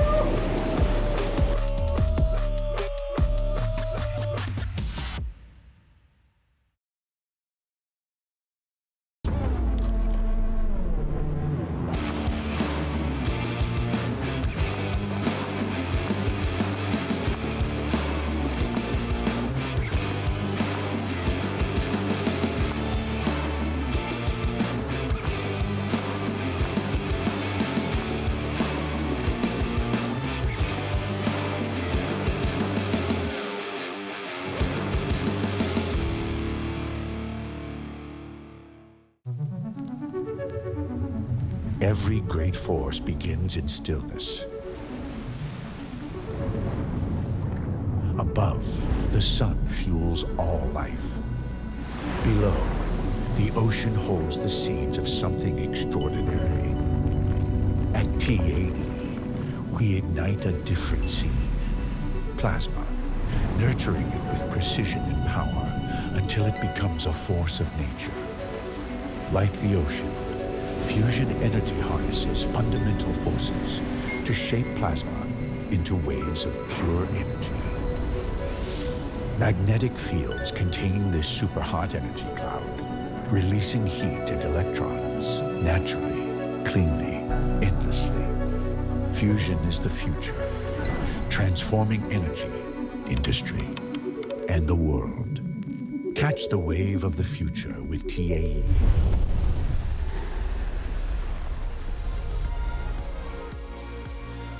Welcome back to Natural Selection Bike here in Aotearoa, New Zealand. This is Mount Dewar. That tiny little speck on top of that peak is the mandala, the Natural Selection arch where everyone is starting from. We've just seen the first men drop in, all 11 men getting a taste of line 1 on the Natural Selection course. And now it is the turn of the women. We're going to have 2 winners, though, at the end of the riding today, and they will all be taking home one of these. By Weston Lambert, an artist out of the Pacific Northwest. He sculpts using rock and glass, and these things are absolutely beautiful. I could give you an allegory about the fragility of humans and glass and the solidity of rock underneath it, but I think I'd be getting way too deep for myself, let alone anyone else. But that trophy is stunning. It's got a lovely little inscription on it as well. If you're lucky enough to win one, you will get to read it. One thing to mention as well, up the back there behind Cam, you can see that Trek/9. You can win that. All you need to do is scan this QR code. Look at that, it appeared right as I did it. That was perfect. It's squashing my legs though, take it away now. Scan that QR code and you can win a bike, so please get stuck into that. We'll keep showing it through the broadcast. 170mm travel, front and rear, absolute beast of an all-terrain bike. Right now though, it's time to get stuck into the women's runs. And before we do, we're going to take a quick look at one of New Zealand's finest. It's Robin Goombs.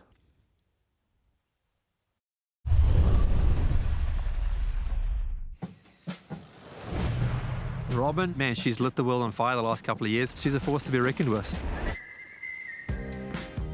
Montreal Future Ground was a women's only free ride camp that was held in Queenstown over like a week.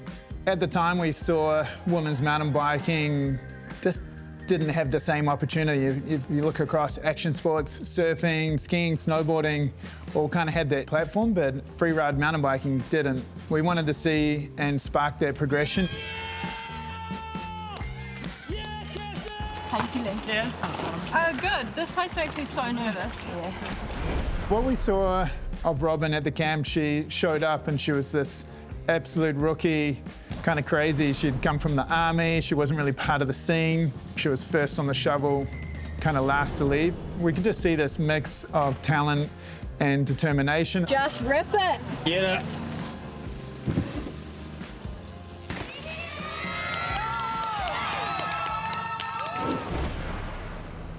Future Ground kind of just opened my eyes to the world of freeride and was almost like a, bit of a shift for me. Robin, she's kind of quickly becoming one of the top athletes in the world. I mean, obviously she won Rampage, so she's on the map. She's just been crushing it. She is on top form at the moment. For me, I just want to work on progressing myself as a rider. I still feel like I've got so much to do. I just want to close the gap between women and men. Do you want a hand? I'm really excited to have Robin here, and she's just a great human. Yeah, boy. Oh, thank you. Yo.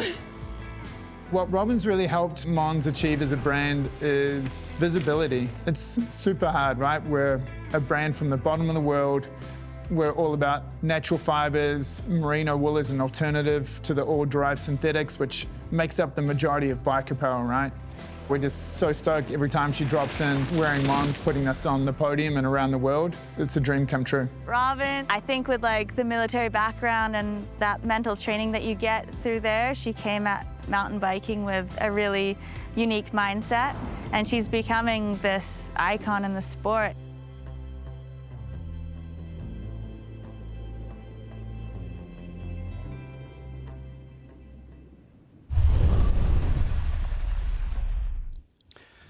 Yeah, if you've never come across merino fabric before, then Montreal use merino wool, which is grown on sheeps in New Zealand. They just pull the gear off them. No, they don't. But it's nature's magic fabric. It's warm even when it's wet. It's breathable. And most amazingly, it doesn't smell. If you're doing a season or long sessions, you can actually just hang it up in your room and it gets rid of all the smell.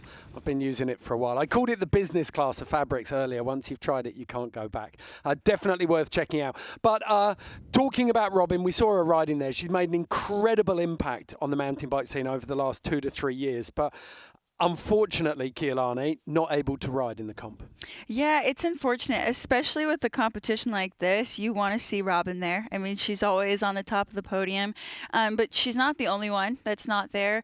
We have a few other riders. We've got Casey Brown, who has an ankle injury. She pulled out prior. And then we have Via Verbeek, who was at Hardline actually the week before, had a crash, and fortunately she got a concussion. So, yeah, a lot of big names that won't be competing today.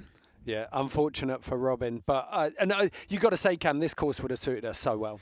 Yeah, I mean, the shiny side of that is it's going to open up opportunity for somebody, but smart money was going to be on Robin for sure. She won the first slope style for the women on the Crankworks World Tour and the Diamond Series, and then she won the first Red Bull Rampage. And with this event being on home turf, instead of going, oh, too bad we're not going to see Robin here, you got to think those 4 women who did make it to finals are thinking, oh my, I'm going to be able to make some history right here without having to bob and weave around Robin, who's kind of solidified herself as a bit of the queen right now. Yeah, I got predictions out of Keilani earlier on. Who are you looking forward to seeing ride, think? As far as the women, Well, I think Kristen Van Horne is definitely my top pick. She's the newest staff on, the newest rider for Zink Bike. She won not only a ticket into Natural Selection Bike from the Dream Ticket, she also won a Zink Bike sponsorship. So I am incredibly stoked to see her ride. Seems the word is that she was first to show up, last to leave. Highly professional girl. I've never had a chance to meet her, but money's on her. She's awesome. I like that. Totally unbiased commentary then. Okay, we can go down now. We did hear from Robin in that feature, but we can hear from her on event day. She was with Damon Iwanaga. Rewind, I can do that again properly. Robin is with Damon Iwanaga. We're here with Robin Gooms, local girl, New Zealand. What does that mean to have a competition in your backyard? It's pretty unreal for the country and for the sport. Like, this is a world-class event, and to have it like in Queenstown is so sick for everyone here, and just, yeah, it's great. Yeah, awesome. We have our ladies coming up for their run next. Who are we excited to see? How are we feeling about that? Yeah, women are dropping soon. They're all looking really dialed on course. I'm so stoked for them. They're getting top to bottom runs. They've been doing tricks on this jump. Stoked for like Janelle. She's an up and coming rider and she's absolutely ripping out there. Keen to watch it. Me too. Yeah, amazing. Thank you. Yo. Okay, plenty of hype there from Robin Gooms. She's down at the bottom. We can take a look at the second run here. Ki Uta. So to the sea, this line. And it's the first riders to drop it on comp day will be the women. A really different proposition, Cam. Yeah, I kind of mentioned when we were doing this flyover on run number 1, that run number 2, which takes place on line number 2, is a little bit more technical. Some of these features that are connected by single track are blind, and those features require not only a decision but a lot of practice to know the speeds for them. You see there are 2 distinctly different options once you get down to the bottom. One of them takes you off of that Red Bull lip down. The other one gives you an option to jump over this rock, which leaves room for bonking the rock with the front tire or the back tire if you want to. But then you kind of funnel back into a similar final straightaway as we saw on run number 1, finishing with that same Showtime booter. Way bigger challenge in terms of the braking and the decision-making process that goes into this. This is the start list. Opening us up, we talked about her earlier on, Janelle Sukup on that Marin that is a fully stock trail bike.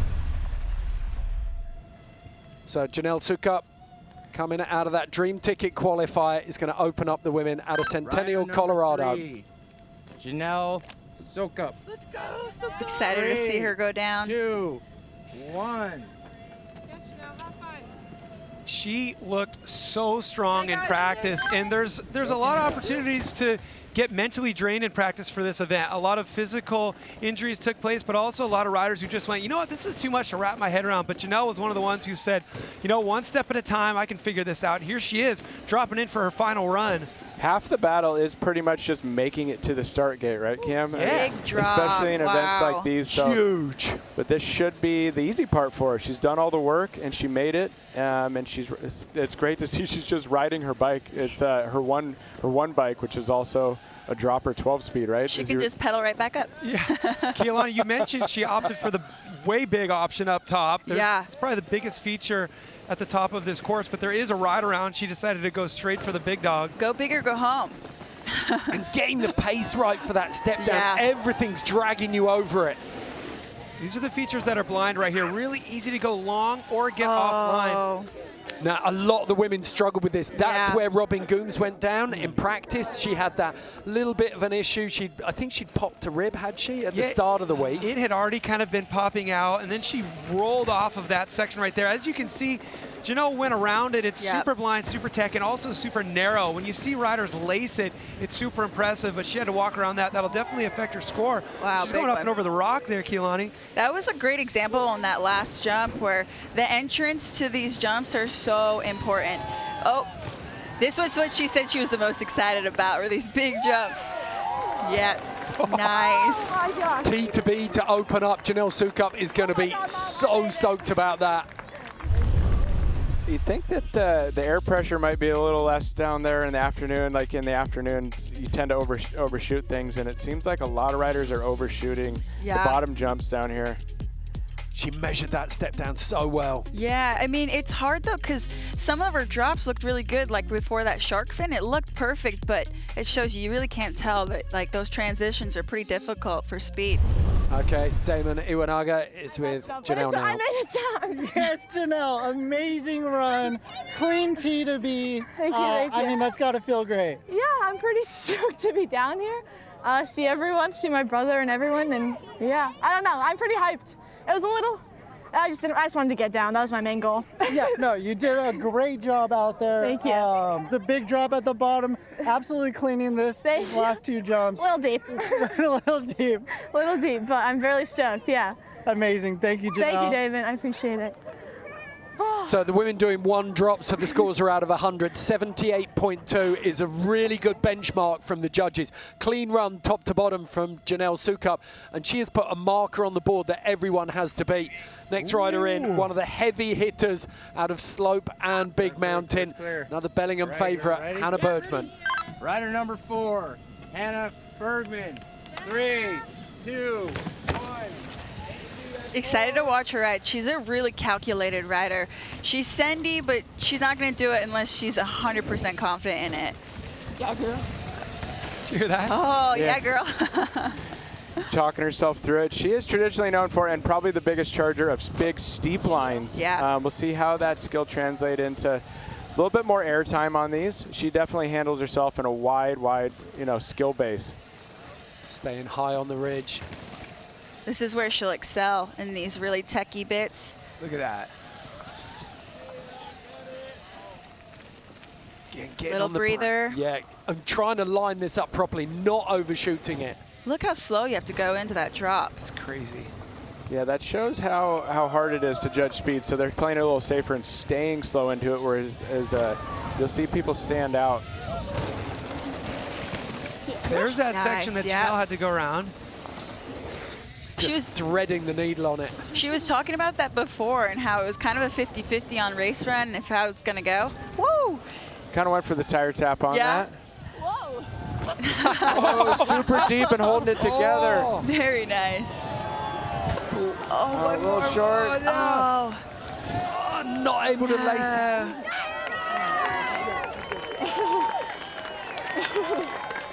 She got to the bottom clean until then. Happy to be safe at the bottom at least. Exactly. Gotta say as well, it's great to see her back.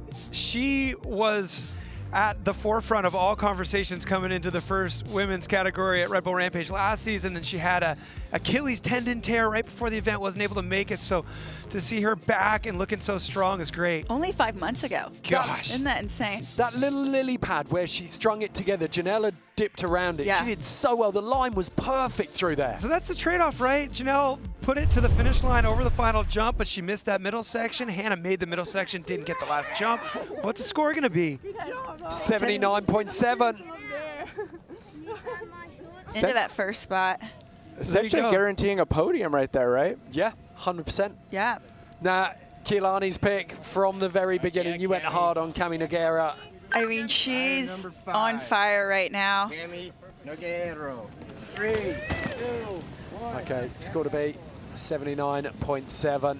She is just on fire. I mean, she's used to these like high pressure competitions, but she also sends it and has the skills to back that up. Sends it, she does. She has probably the most DGAF in her besides Robin Gooms. Yeah. But she hits the ground a lot, so I'm really, really hoping she can put together a clean run, stay safe, and show us what she's all capable of.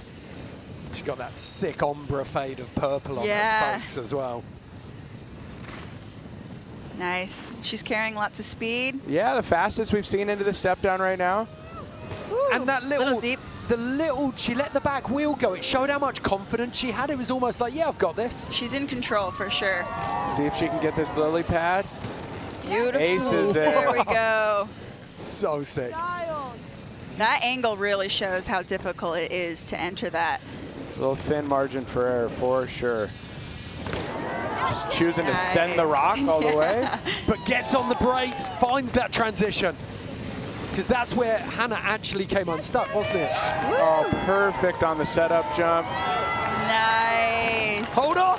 Right after what we've seen, for sure. Oh, she's got to be happy with that.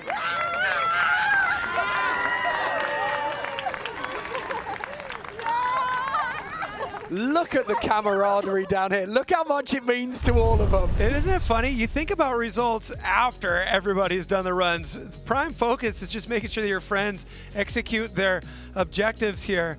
It's reminiscent of the early days of slopestyle and everything, right? When For sure. everyone is just so excited for the good of the sport. Everyone wants to win, but you also are just there looking to progress the sport and have fun with your friends. Now that we've seen a handful of runs, you really get to kind of visually see where the challenges are. You see when the riders make a section look easy. 86. Wow. Yeah. 86.5, Cami Nogueira. Big score for a big run. I mean, she rode with confidence the whole time. Yeah. It's exactly what we discussed at the start. She dominated the trail. She wasn't backing off anywhere. One rider left to drop now. She came through that dream ticket qualifier. She is Zink Bike's new team rider, Kristen Van Horne out of Nelson, BC. I got a feeling you're going to be hearing this name a lot more in the years to come. Ready? Rider number 7, Kristen Van Horne. 3, 2, 1. I agree, Cam. She's a very calm person, and like I think that translates to her riding. She's so calculated. She's goes out there. She's trying to be 100%. She's not going to do anything too crazy, but she'll push it because she's competitive. And there's a sense of urgency in her riding, isn't there? She wants this. Going She's round the big drop. She is. Fully charging and under control. She looks confident. Just going round, staying on that ridge. I get lost in there. There's a lot of options in that one section for sure. On the brakes again for that big Styly. The judges love to see even a little bit of style, and that was the most stylish we'd seen anyone on that jump. We've seen enough people through there to know it's hard just to ride as well. Nice. Super clean. She's glued right now. This is awesome to see.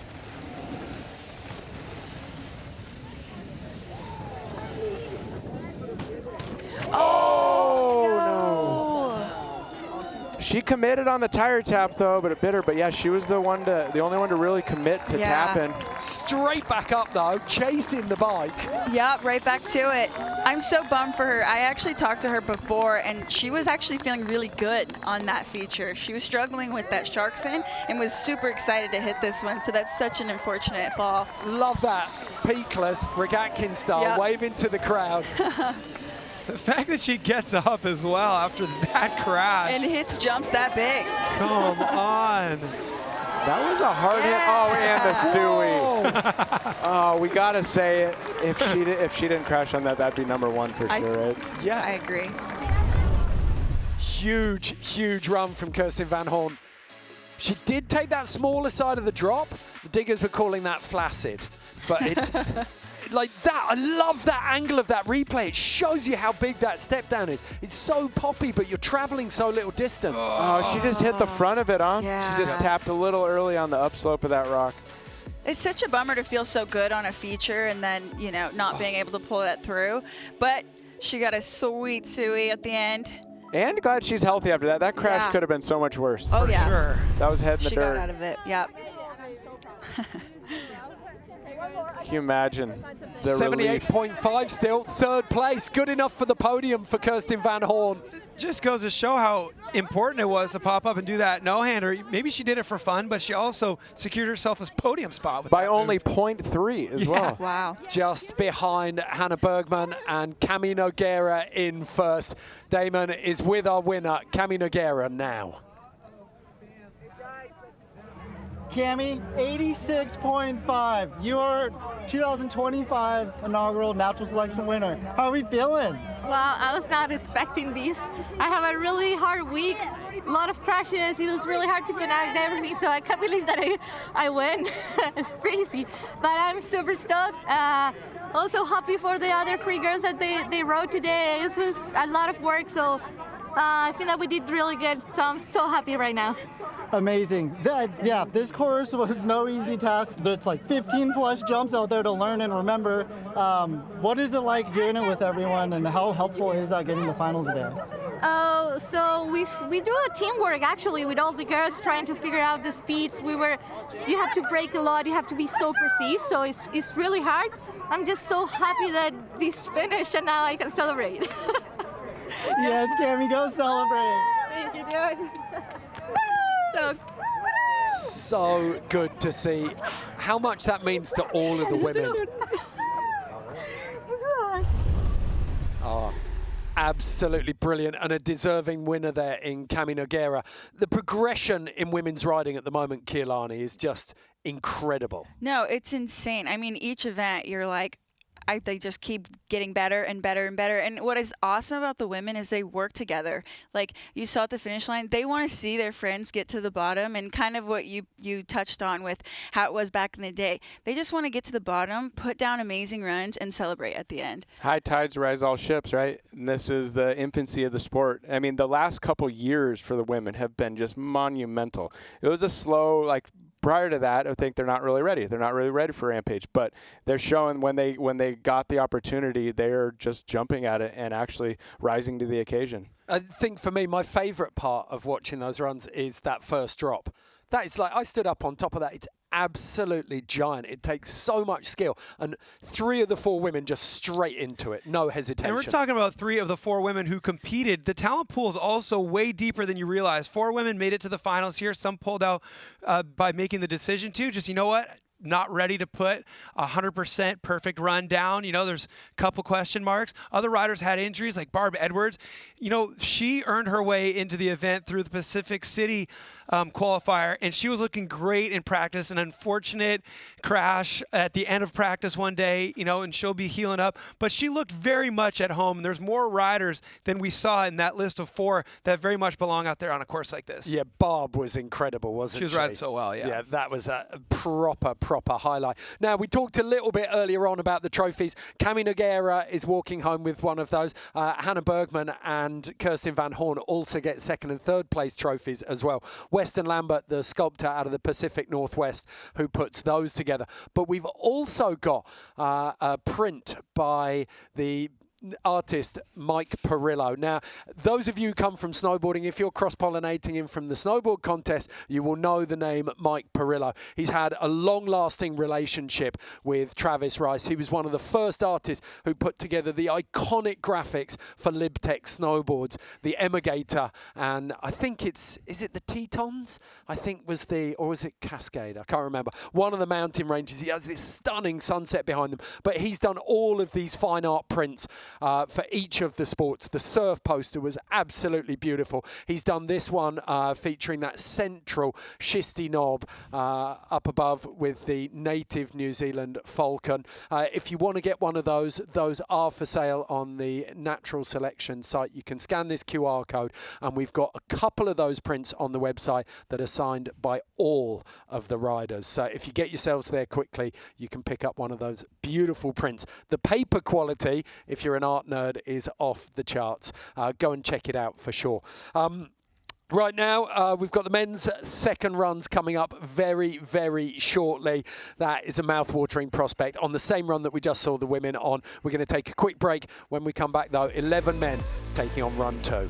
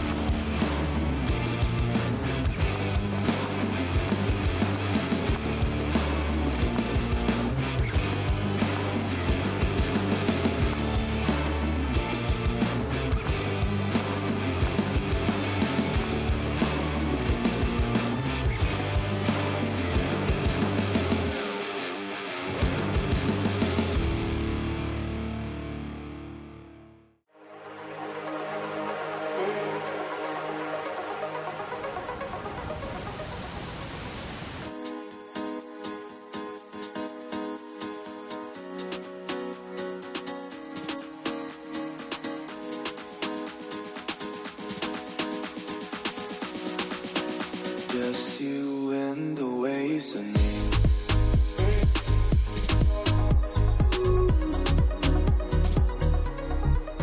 Sunrise awakes our seaside dreams. Barefoot traces on the mind. Echoes of our hearts collide. In your gaze, the tide is inside.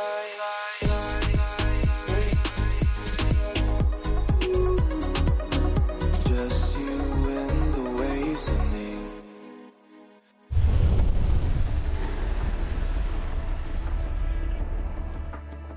Welcome back to Natural Selection Bike here in Tāhuna Queenstown. Now, you're probably looking at this stunning landscape and wondering how on earth did they get to build a bike course down this incredible mountain? Well, that has a lot to do with Adam Smith and his team at Tree Space.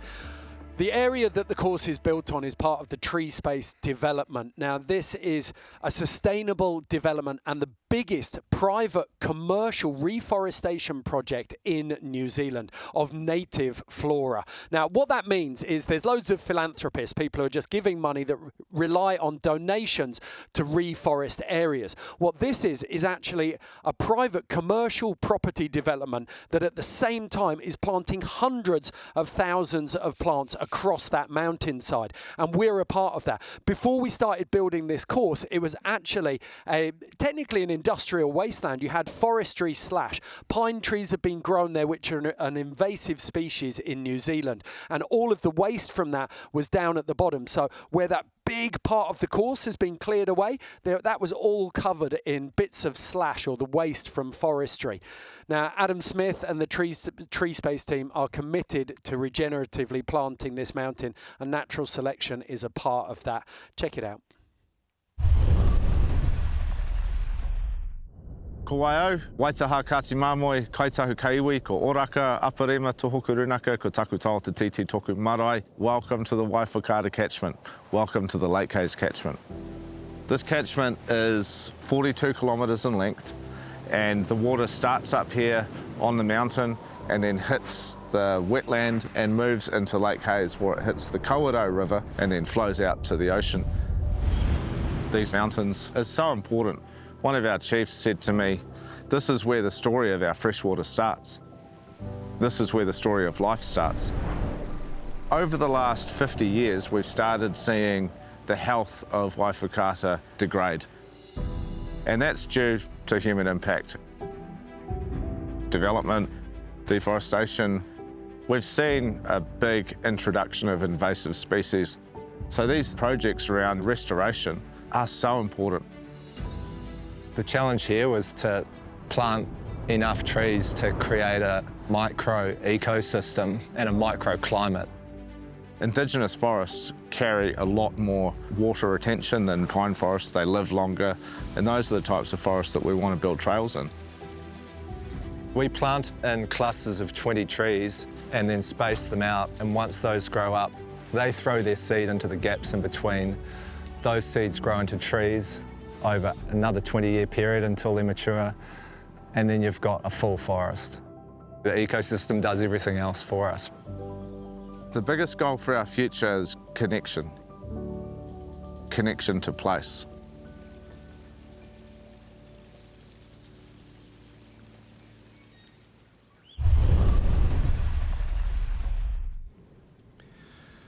Okay, thank you to Tree Space and Track for all of their support in getting Natural Selection Bike off the ground here on Mount Dewar. This is the start list. Now, they're in reverse order of their scores. Unfortunately, no Paul Couture in there, but Szymon Godziek will have the privilege of dropping last with that giant 47-point score that he banked out of the first run. So, coming back into it, little refresher on the format. The men are on 2 runs and each score counts. You get a maximum of 50 points for each run, and that'll add up to 1 score out of 100. Szymon Godziek, Cam, was breathtaking in that first run. He risked it all. He's got a huge reward. Yeah, but he's got to do a lot of work to redeem that reward. You know what I mean? And that's what's exciting about this format. Typically, you'd be like, all right, sit back and see if anybody beats me, and maybe I'll have to drop in again. No matter no matter what happens, he's got to drop in and do another run if he wants to stay in that top spot. And that's because of this 2-run combined score format. Yeah, he technically is only halfway there. Who stood out to you, Zenkat, the first run? Well, as Cam said, the battle's only half done, and because Finley had a crash in the first run, he is working off a bit of a deficit, right? But it also shows that he has an opportunity to have the top spot, or he is capable of a winning run had he not crashed. So Symon's capable of crashing, and Carson's capable of crashing, and although there's, I think, 2 to 3 clear-cut favorites so far, they just laid down one good run, but they're just, a crash could happen to anyone, right? Yeah, and as we saw, if you've got 12 points difference between Finley Kirschenman in 5th or 6th, I think it is, and Szymon at the top, yeah, it's not a big mistake. And Keilani, we've seen it already. That second run is super technical. Yeah, it's so technical, and that's what I love about this format, though, is that you can't get too comfortable, because now you can have a rider that might be progressing on that second run a little bit more than people who might be in the top of the podium spot, so to speak. So I'm super excited to see what they can do and who can kind of make up for their first runs. Okay, well, we're going to get into the second runs very, very shortly. But if you're new to the world of natural selection, as we said at the top of the show, there's a 4-sport expansion in 2025. And just a couple of weeks ago, we aired Natural Selection's first ever surf show. If you missed it, you can check it out here.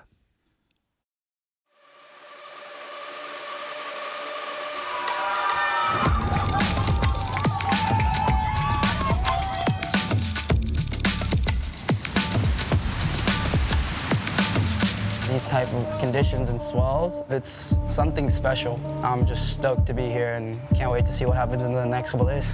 We're all getting a chance to do what we love doing, which is showing our art form in surfing.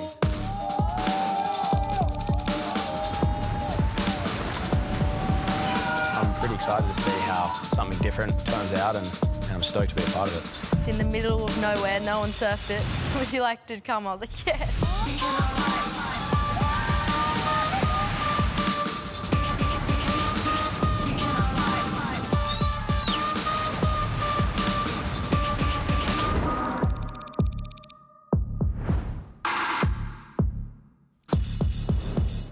Hopefully that's whet your appetite. There are 2 shows. There's a qualifying day and then there's a finals day in the surf. If you haven't seen them already, please go and check them out. They are the action is epic and they're also extremely entertaining.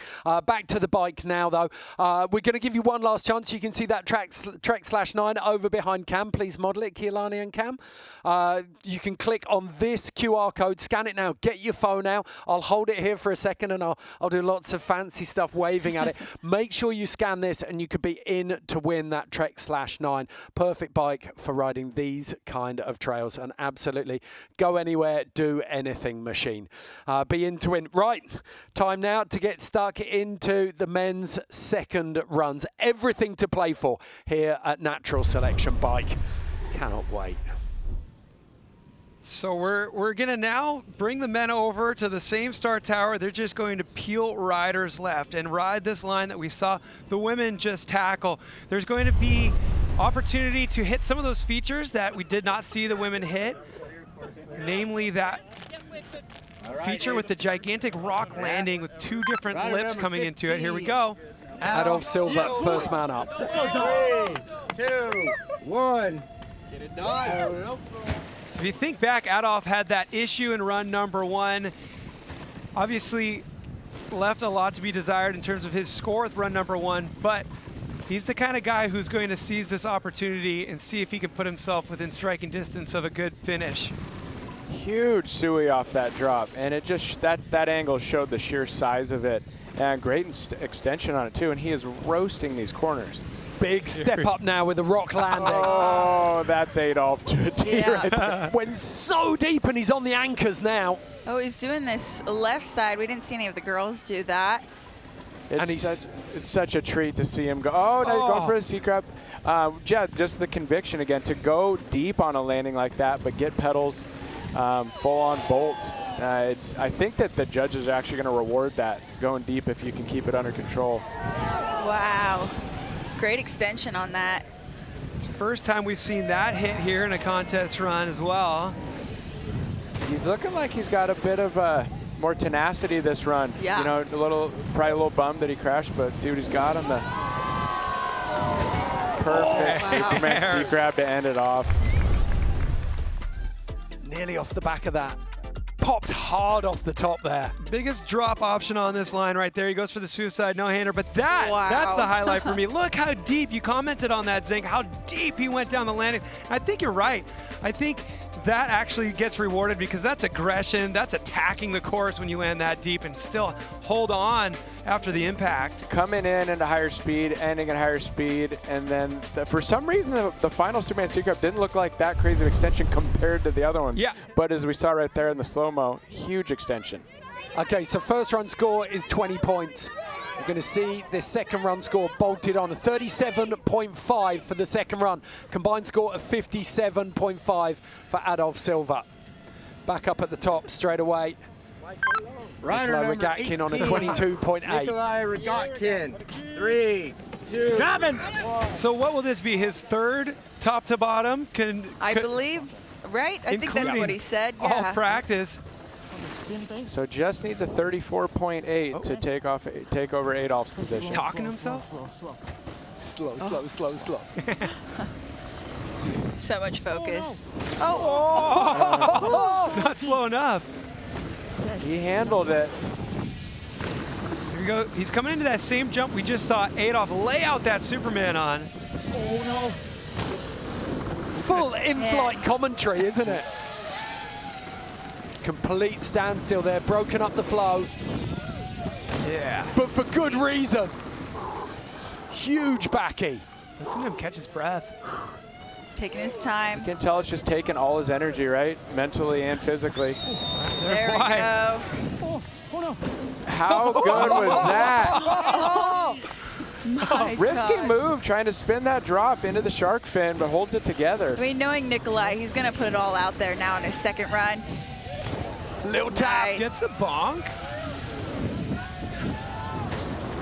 All right, Sui to start bringing it home. Are we going to see another cash money? I hope so. Oh, just textbook. Wow. Oh, he cleaned it up, didn't he? That is phenomenal, isn't it?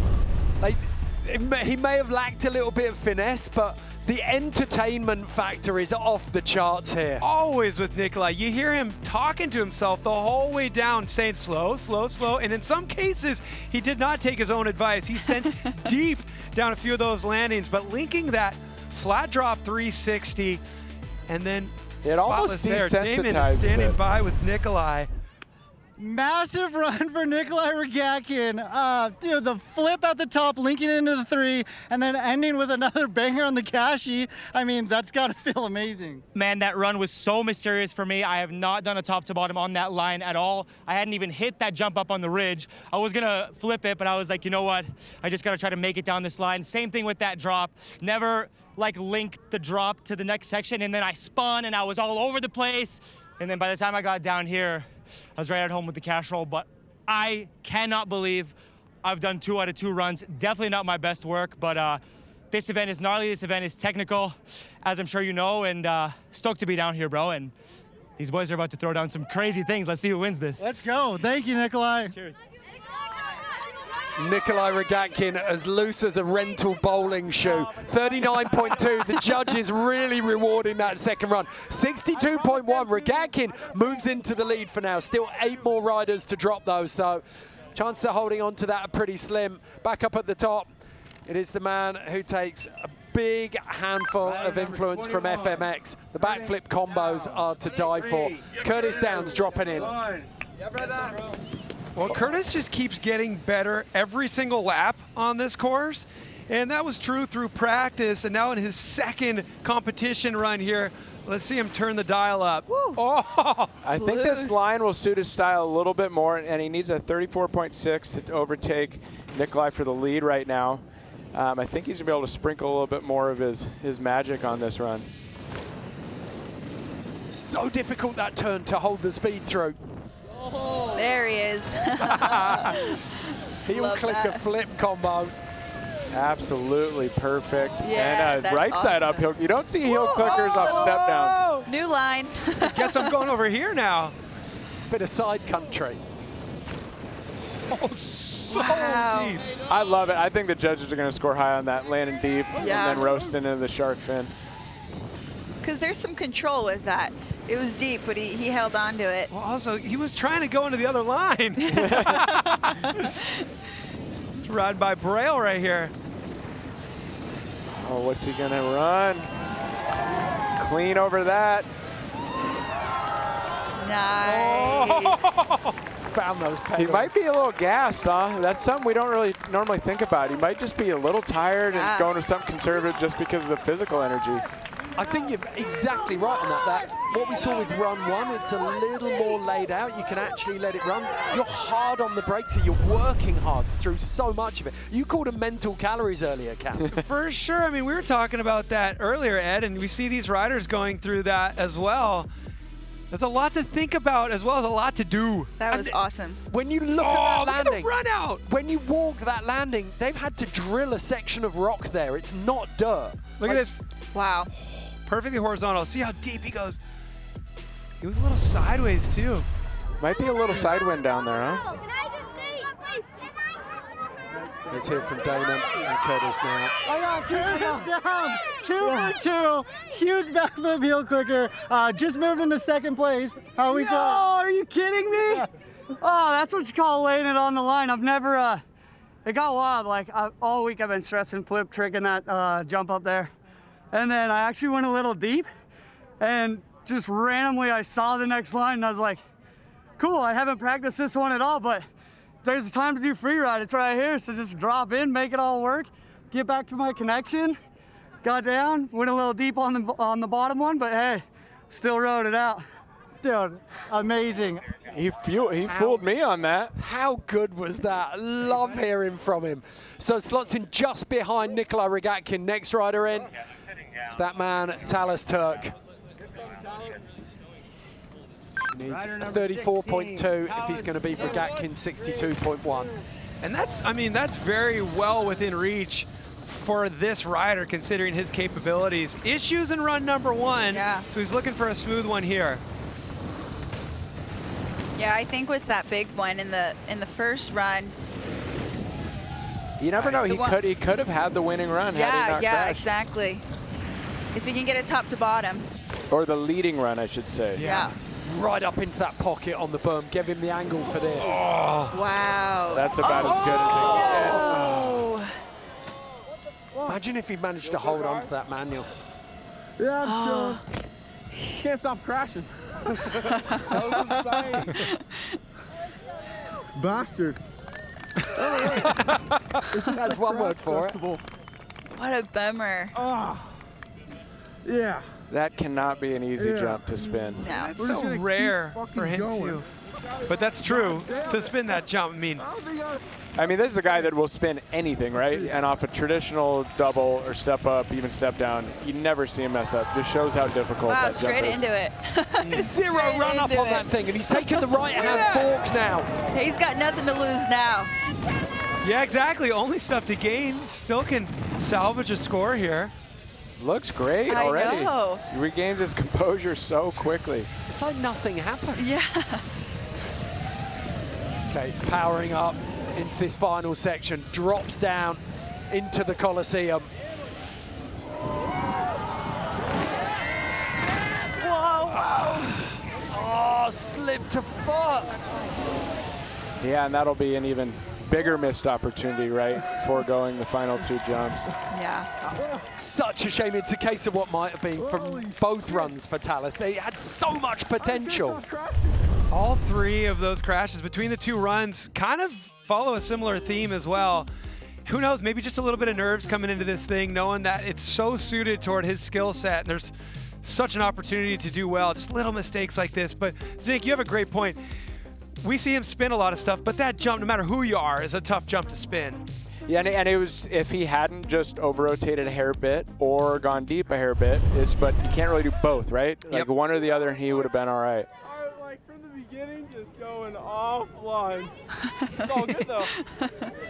Love the positivity. We'll be seeing him from years to come, right? This, this isn't the last you'll see of Talis Turk. You know, his dad was the first guy to get a double backflip on a snowboard on camera. Isn't that Bit of a legend, yeah. Like part of the Baker hardcore, like the original Mount Baker crew with Craig Kelly. Rider number 14, Johny Salido. I love seeing.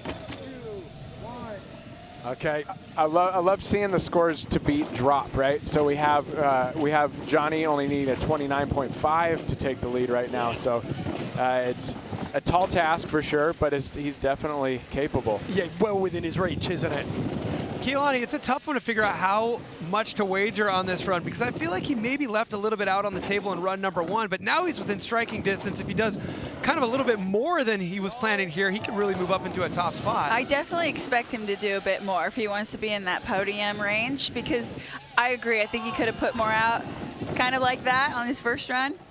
This run, he seemed a little bit more solid. He's slowing up a little more, I'd like to see right there. But overall, it's looking like more conviction. Yep. And again, the 3, then into the Sharky is a tech move. Yeah, that link is so tech. We've seen that from other riders, how challenging that can be. He got on the bong. Oh, no foot canning over the rock. That's a new one.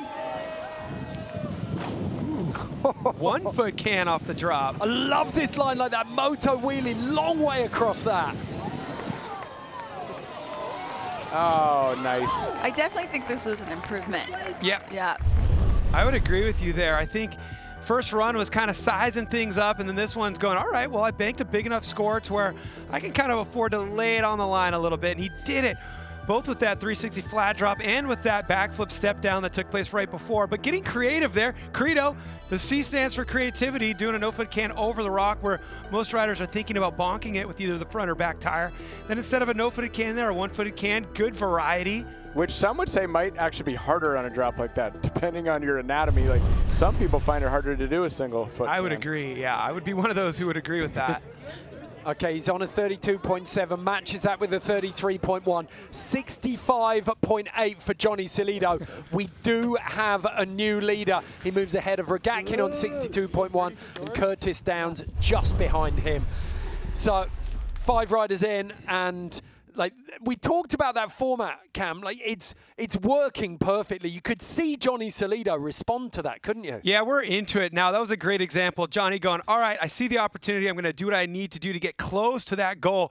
And now we got a rider who's sitting up in the start gate who has that same opportunity and all the skills to really be able to put it together. Yeah, Finley Kirschman on run 1, Keelani, he looked, without that fall, he could have been right up there in the mix. Yeah, I mean, we keep saying this about other riders. It's like it could have been a #1 spot ride, but you know, with that little mistake, now he really has to take this and take advantage of the second run to get into that podium spot. Zing, it feels like we're in the business end of the scores now, from 35 up. If you're going to be in the 70-point range if you can put a solid run down.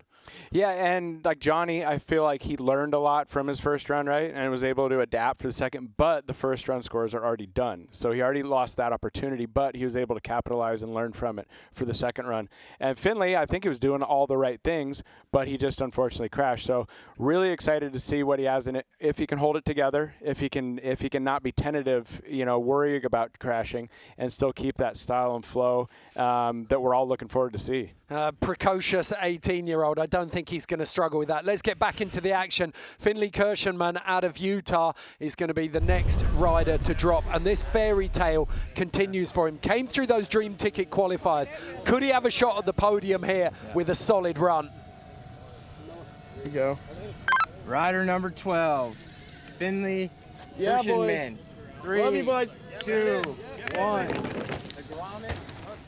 So he just needs a 30.3 to knock Johny Salido out of that top spot. The fact that he's capable of scoring a 35 with a crash shows the judges love the way he does it. And that's what it is. It's not just what he's doing it. It's not just what he's doing. For this rider in particular, it's the way he's doing it. Obviously, probably should have tricked that drop right there, but he's carrying good speed and looking aggressive just like in run number 1. None of the men so far come down this side of the course. Because they knew they weren't going to look as good as him on that hip. So true. Kills that speed beautifully. I feel like that has to be one of the higher scoring tricks on feature. Unreal. Wow. He's gone absolutely ham now. He's got that upper section out of the way. He looks so comfortable right now. And he looks like he's having the most fun of anyone. Started out with a manual even right out of the gate. And I'm sure that will benefit him in the end. I'll go for a foot tap. Nice. Yeah!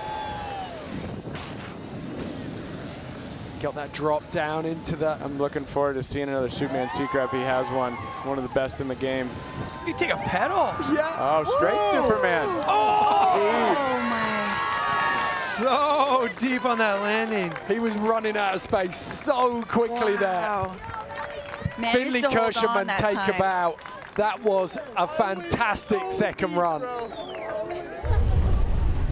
I mean, I'm going to say right now as we watch this replay, that shot right there, we talk about credo and what it stands for. This run is the embodiment of that. Maybe it should be creed off, put fun at the end of it. Look how big he went, and he only just made the landing. And his back tire's dancing around too.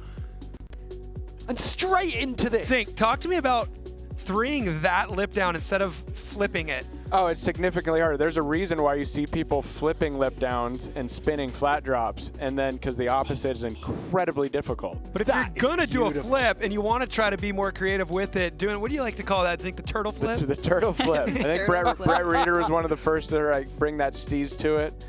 Yeah, without having to take hands or feet off, you can get a little style on it. That was probably one of my favorite runs so far. Yeah, hands down. That whip on the penultimate jump was beautiful. So a 35.6. Where's this score going? 43. Finley Kirschenman moves it into the lead. First place. How are we feeling? I'm feeling good. I'm super excited to get a run clean that I'm super happy with, and it's been super fun figuring out both of the lines and kind of their own kinks on each one. And happy to do the flat spin on the step down. That's one that I've been super stoked about and not seeing many people do, so hyped to kind of do my own thing. Sick, dude. Well, it looks like you're a seasoned vet riding out there. I just have one more question. Yeah. Throughout the week, I've heard that you've been sleeping out of a treehouse. I mean, we know you're not a local, but it sounds like you got some property out here. Yeah, those are just rumors. I don't really know who said that, but it could be true. It could be true. It'll remain a mystery. Thanks, Finley. Yeah, good work out there. So sick. So sick. Dude. I think that Damon hug is going to be just as synonymous with freeride as Mulehouse's fist bump at the top of the run. Yeah, we got a bookend now, top and bottom. Okay, back up at the top, 6-time Rebel Rampage alumni, won Proving Grounds in 2019. Reed Boggs on course. Hey, how about the bike choice, you two? Yeah. I mean, he's back on it, a little bike. This is kind of what he's probably comfortable with, too, coming from slope. And I hope we get to see him do a little bit more on this run. He had a clean run the first time, but I think he could do more. Suey on that big drop. He was on the dual crown for run number 1. He felt that bike suited that trail more. And now he's got the opportunity for some tricks if he can sprinkle them in here. Some bar spins or some tail ups are perhaps on the menu with that bike choice. And he's most likely riding, there's the bar spin, taking used to the single crown.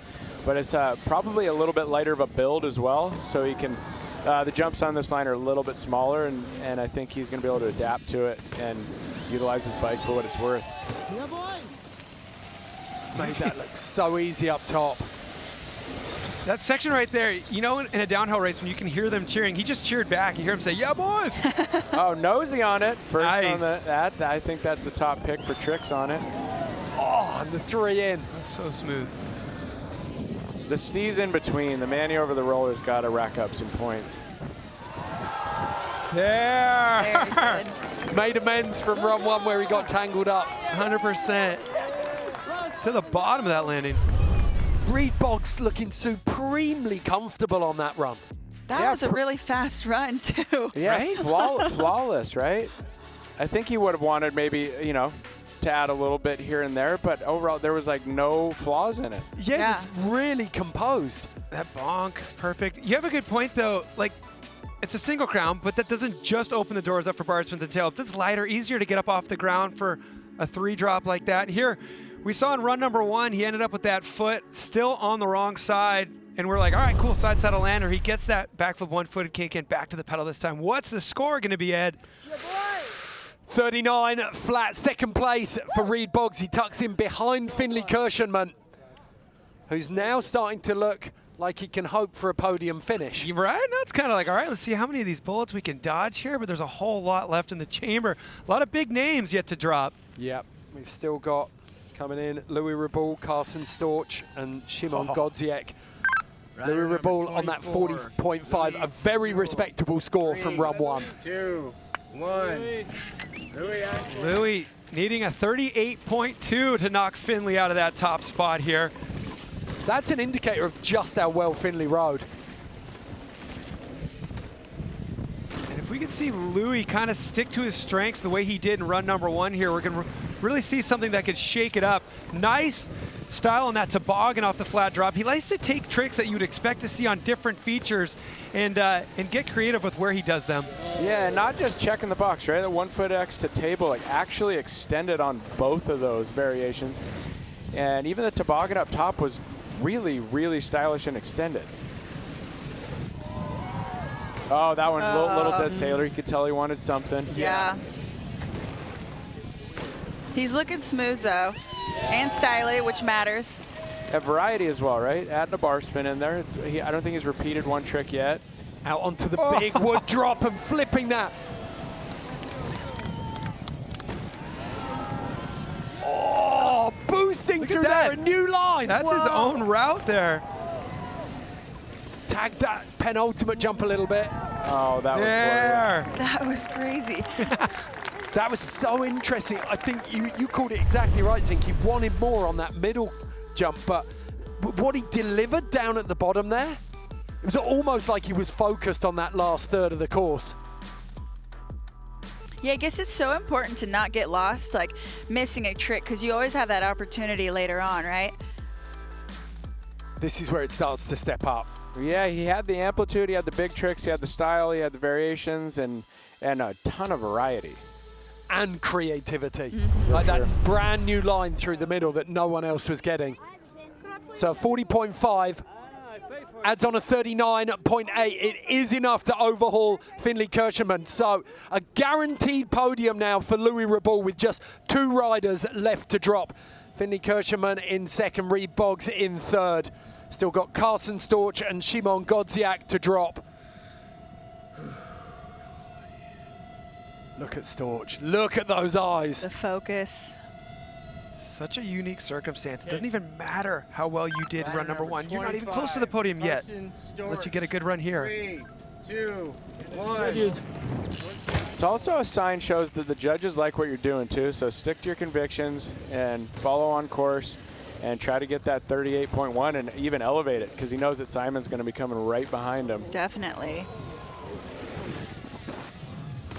First rider, big trick off there. First rotation. It's got to make you proud there, Zink. I love seeing that. Yeah, just stomping it as well, again, with conviction on all of this. Up, correction.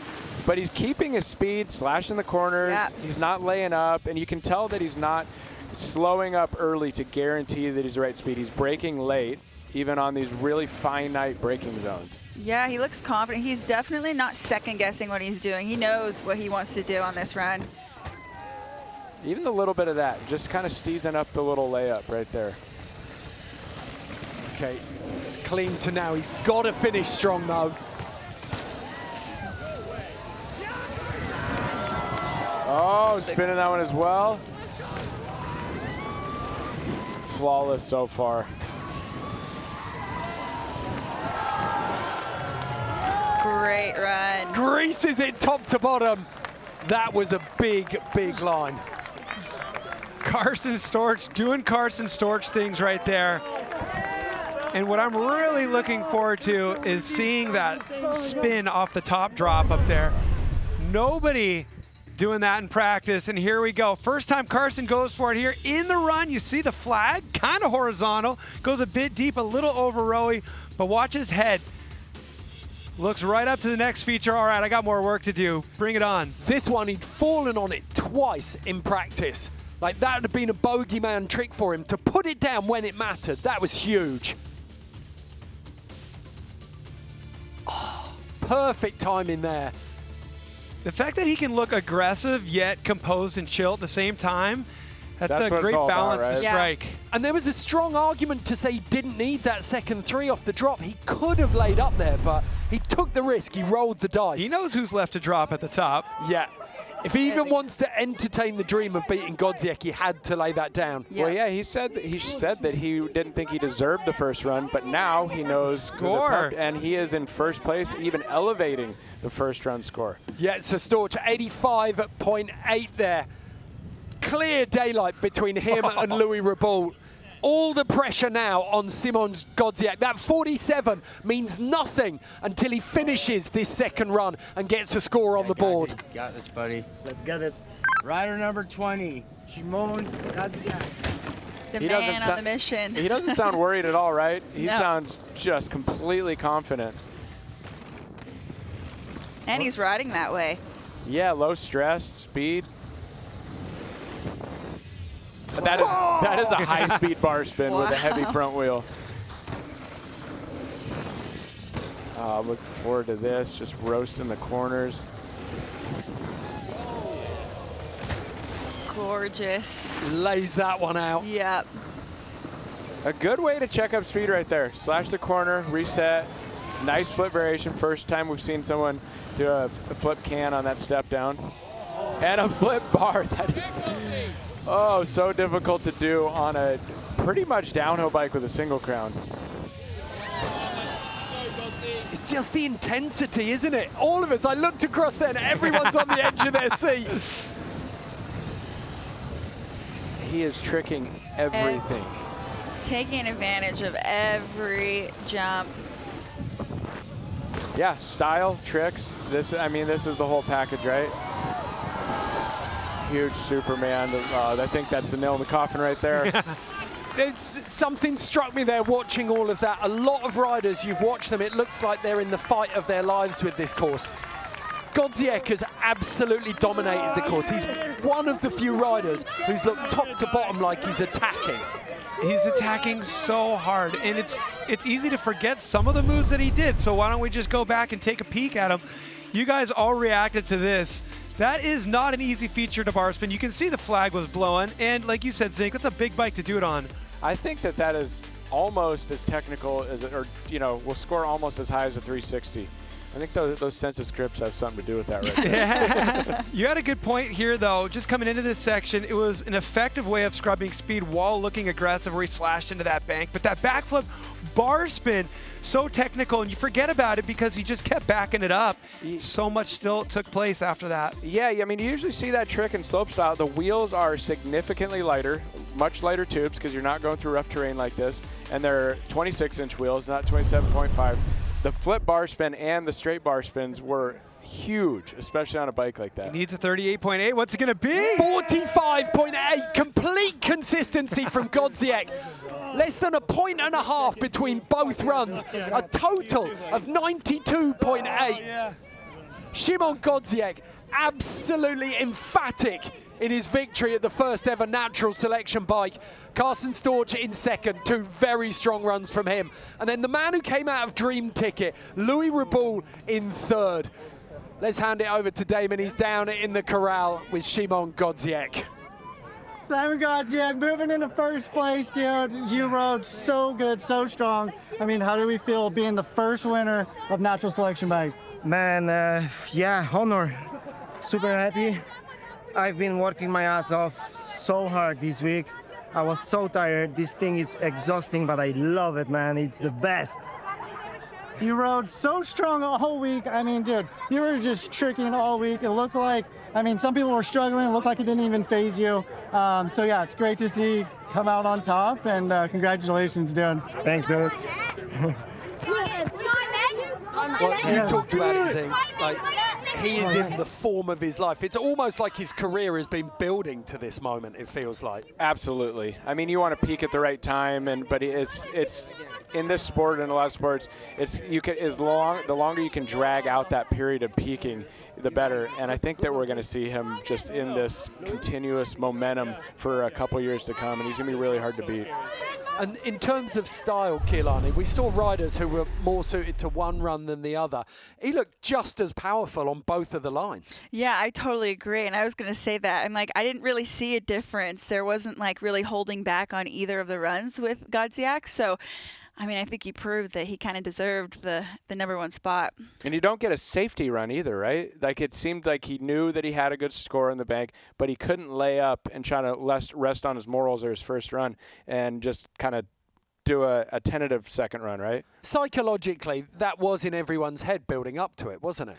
For sure, and I think it keeps everybody sharp out there, you know, with practice as well. Sometimes you feel like you got enough practice in and you might stop earlier, but everybody was working so hard throughout the entire week knowing you're not going to be perfect on both runs. Even the winning run, you see little things mixed. So it's the more practice you can put in, the better chance you're giving yourself of being able to accomplish this monumental task of 2 clean, trick-packed top-to-bottom runs at Natural Selection by Queenstown. Well, we saw Carson Storch. He put in a solid fight up against Godziek. But the thing that stood out to me when you're looking down the men's results and the women's, you've got dream ticket qualifiers in 3rd place on the podium in both of them. You mentioned it at the start when you came in. So good seeing a new generation of riders literally kicking down the door. It's heartwarming. I mean, the kids are all right, and the talent pool is incredibly deep. Right? The top hasn't gained that much, you know, over the last few years. But what I've noticed is the talent pool is just so much more deep and strong, all the way. I mean, there are so many kids that could have potentially won that even, and then the winner of the dream ticket is just, you know, it's on the podium. Janelle's 19, Finley's 18. I know. It's like these young guns there, and it's a good point. It's not like a huge gap, but I think there's just more riders that are hungry to be there and that are capable of being there. Okay, the cat's out of the bag now, Cam. Everyone's seen the course. Everyone's seen what it takes. Second year back, people are they're going to have spent a year visualizing what they're going to do here. For sure, there's riders who are veterans. A lot of them occupy the top steps of the podium here. And then there's riders who are up-and-comers who, you know, in both the women's and the men's field, that was the case. Even off the podium, Finley, they're in 4th. So Dream Ticket 3rd, Dream Ticket 4th, top 2 in the men's category, Red Bull Rampage veterans with slopestyle backgrounds, right? So we kind of know what we're looking at. This is something that's going to inspire a lot of up-and-coming riders to not just be in the airbags, not just be in the foam bits, throw a leg over a trail bike, go roost some berms, and, you know, an opportunity for some of the veterans to say, I want to be a part of this as well. I want to see Cameron Zink out there doing this. I wanted to see him out there this year. And there's other riders who are hopefully going to look at that and be like, I fit into this, whether those be veterans or up-and-comers. Yeah, it's a mouth-watering prospect. And don't forget, there's a really clear road there. If you want to come down to New Zealand next January, February, you can get a spot. You work your way in, you get a spot in Dream Ticket, and then you can go to the big show, Natural Selection Bike. Clear route from the amateur leagues right up to the highest levels of the sport. Now, we showed you the surf earlier on. The Natural Selection action continues shortly after Natural Selection Bike with Natural Selection Snow. This is the OG. It's been running for 4 years already, and it goes out live from British Columbia, Revelstoke, between the 10th and 17th of March. Not long to wait at all. Check it out. The best riders, incredible natural terrain. This is Yeti Natural Selection. Expect to see big, heavy-hitting runs. It's one of the most anticipated duels because of the riders who are involved.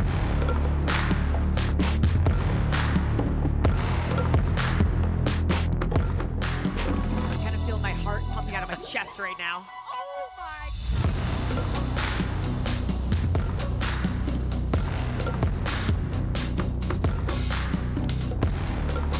Copy. 3, 2, 1. Going up.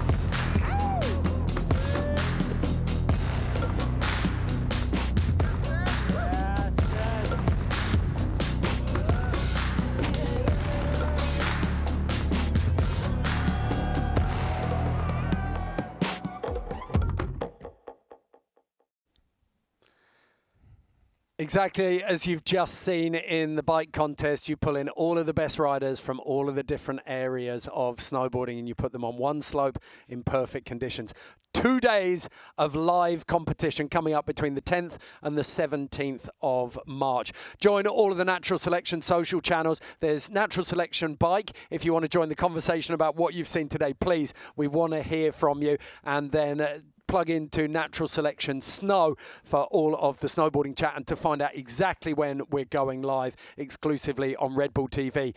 After the snowboarding event, though, we've got another live watch party, exactly the same as the one we've had here today for the bike. This time, though, it's for Natural Selection Ski. And these big dogs are up in Alaska. This is truly made for athletes by athletes. The highest level backcountry freestyle contest on the planet. Skiing and creativity in its most authentic form. It's gonna be way different than any ski contest we've ever seen before. Feels like a dream come true for me, honestly.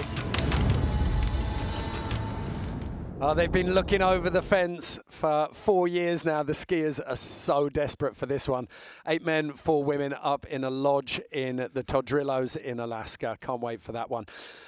Right, that is it for us, team. Final thoughts. What did you make of it, Zink? I am just happy with how the sport is, man. This is an incredible time for the sport. We all love and we've kind of dedicated our lives to, right? I think that it's indicative of the youth being strong, the development process and cultivating that youth and giving them a path and then a pinnacle, something to reach towards. I mean, we need more events and we need events that are doing it right, like Natural Selection with a unique format. And it's celebrating mountain biking, right? This isn't just kind of hybrid gymnastics or jumping off cliffs and daredevils. This is like true, authentic mountain biking. Its core, people can conceptualize and follow a little bit better. So I'm excited for the future.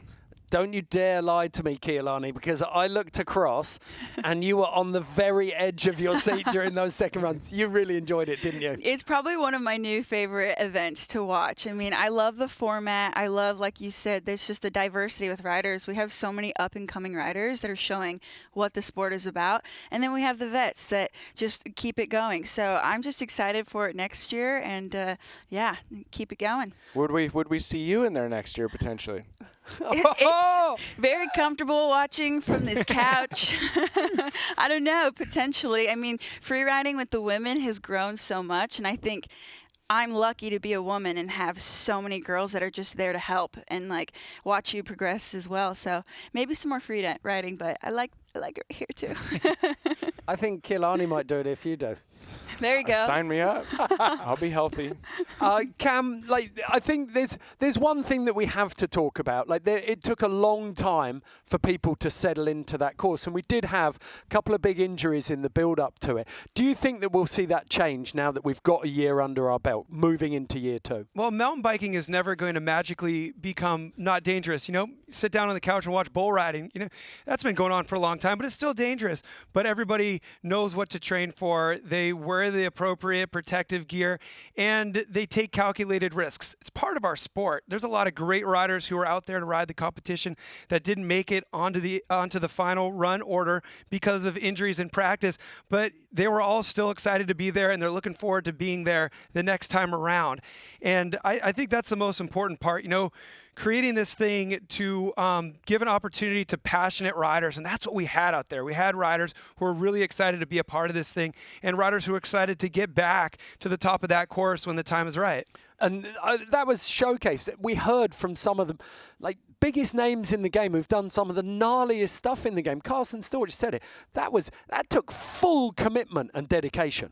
That's long, right? I mean, it's adding a whole nother element of how long and the mental strain and the physical strain.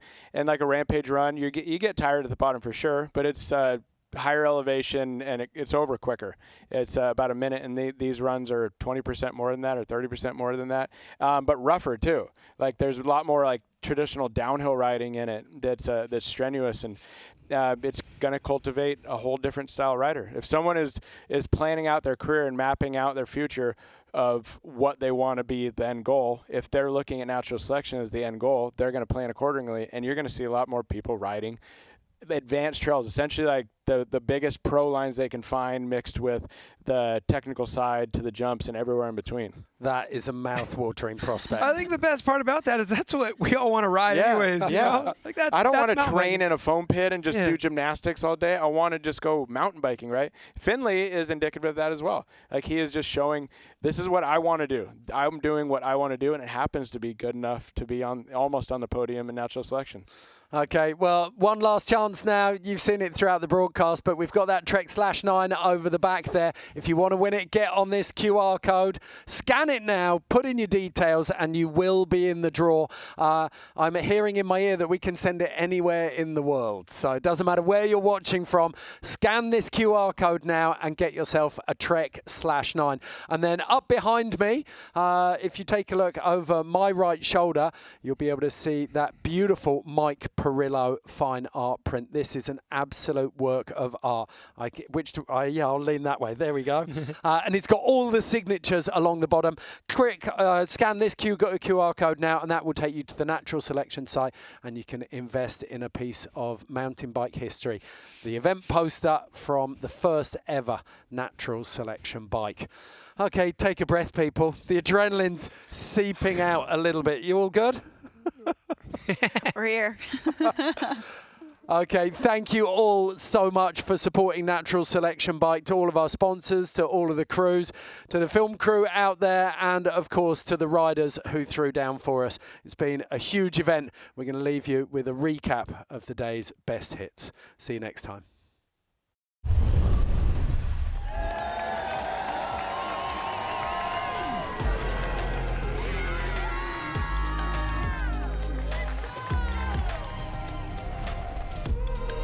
Dude, that was crazy. You're insane. That's what I'm talking about. Let's go! So synchronized.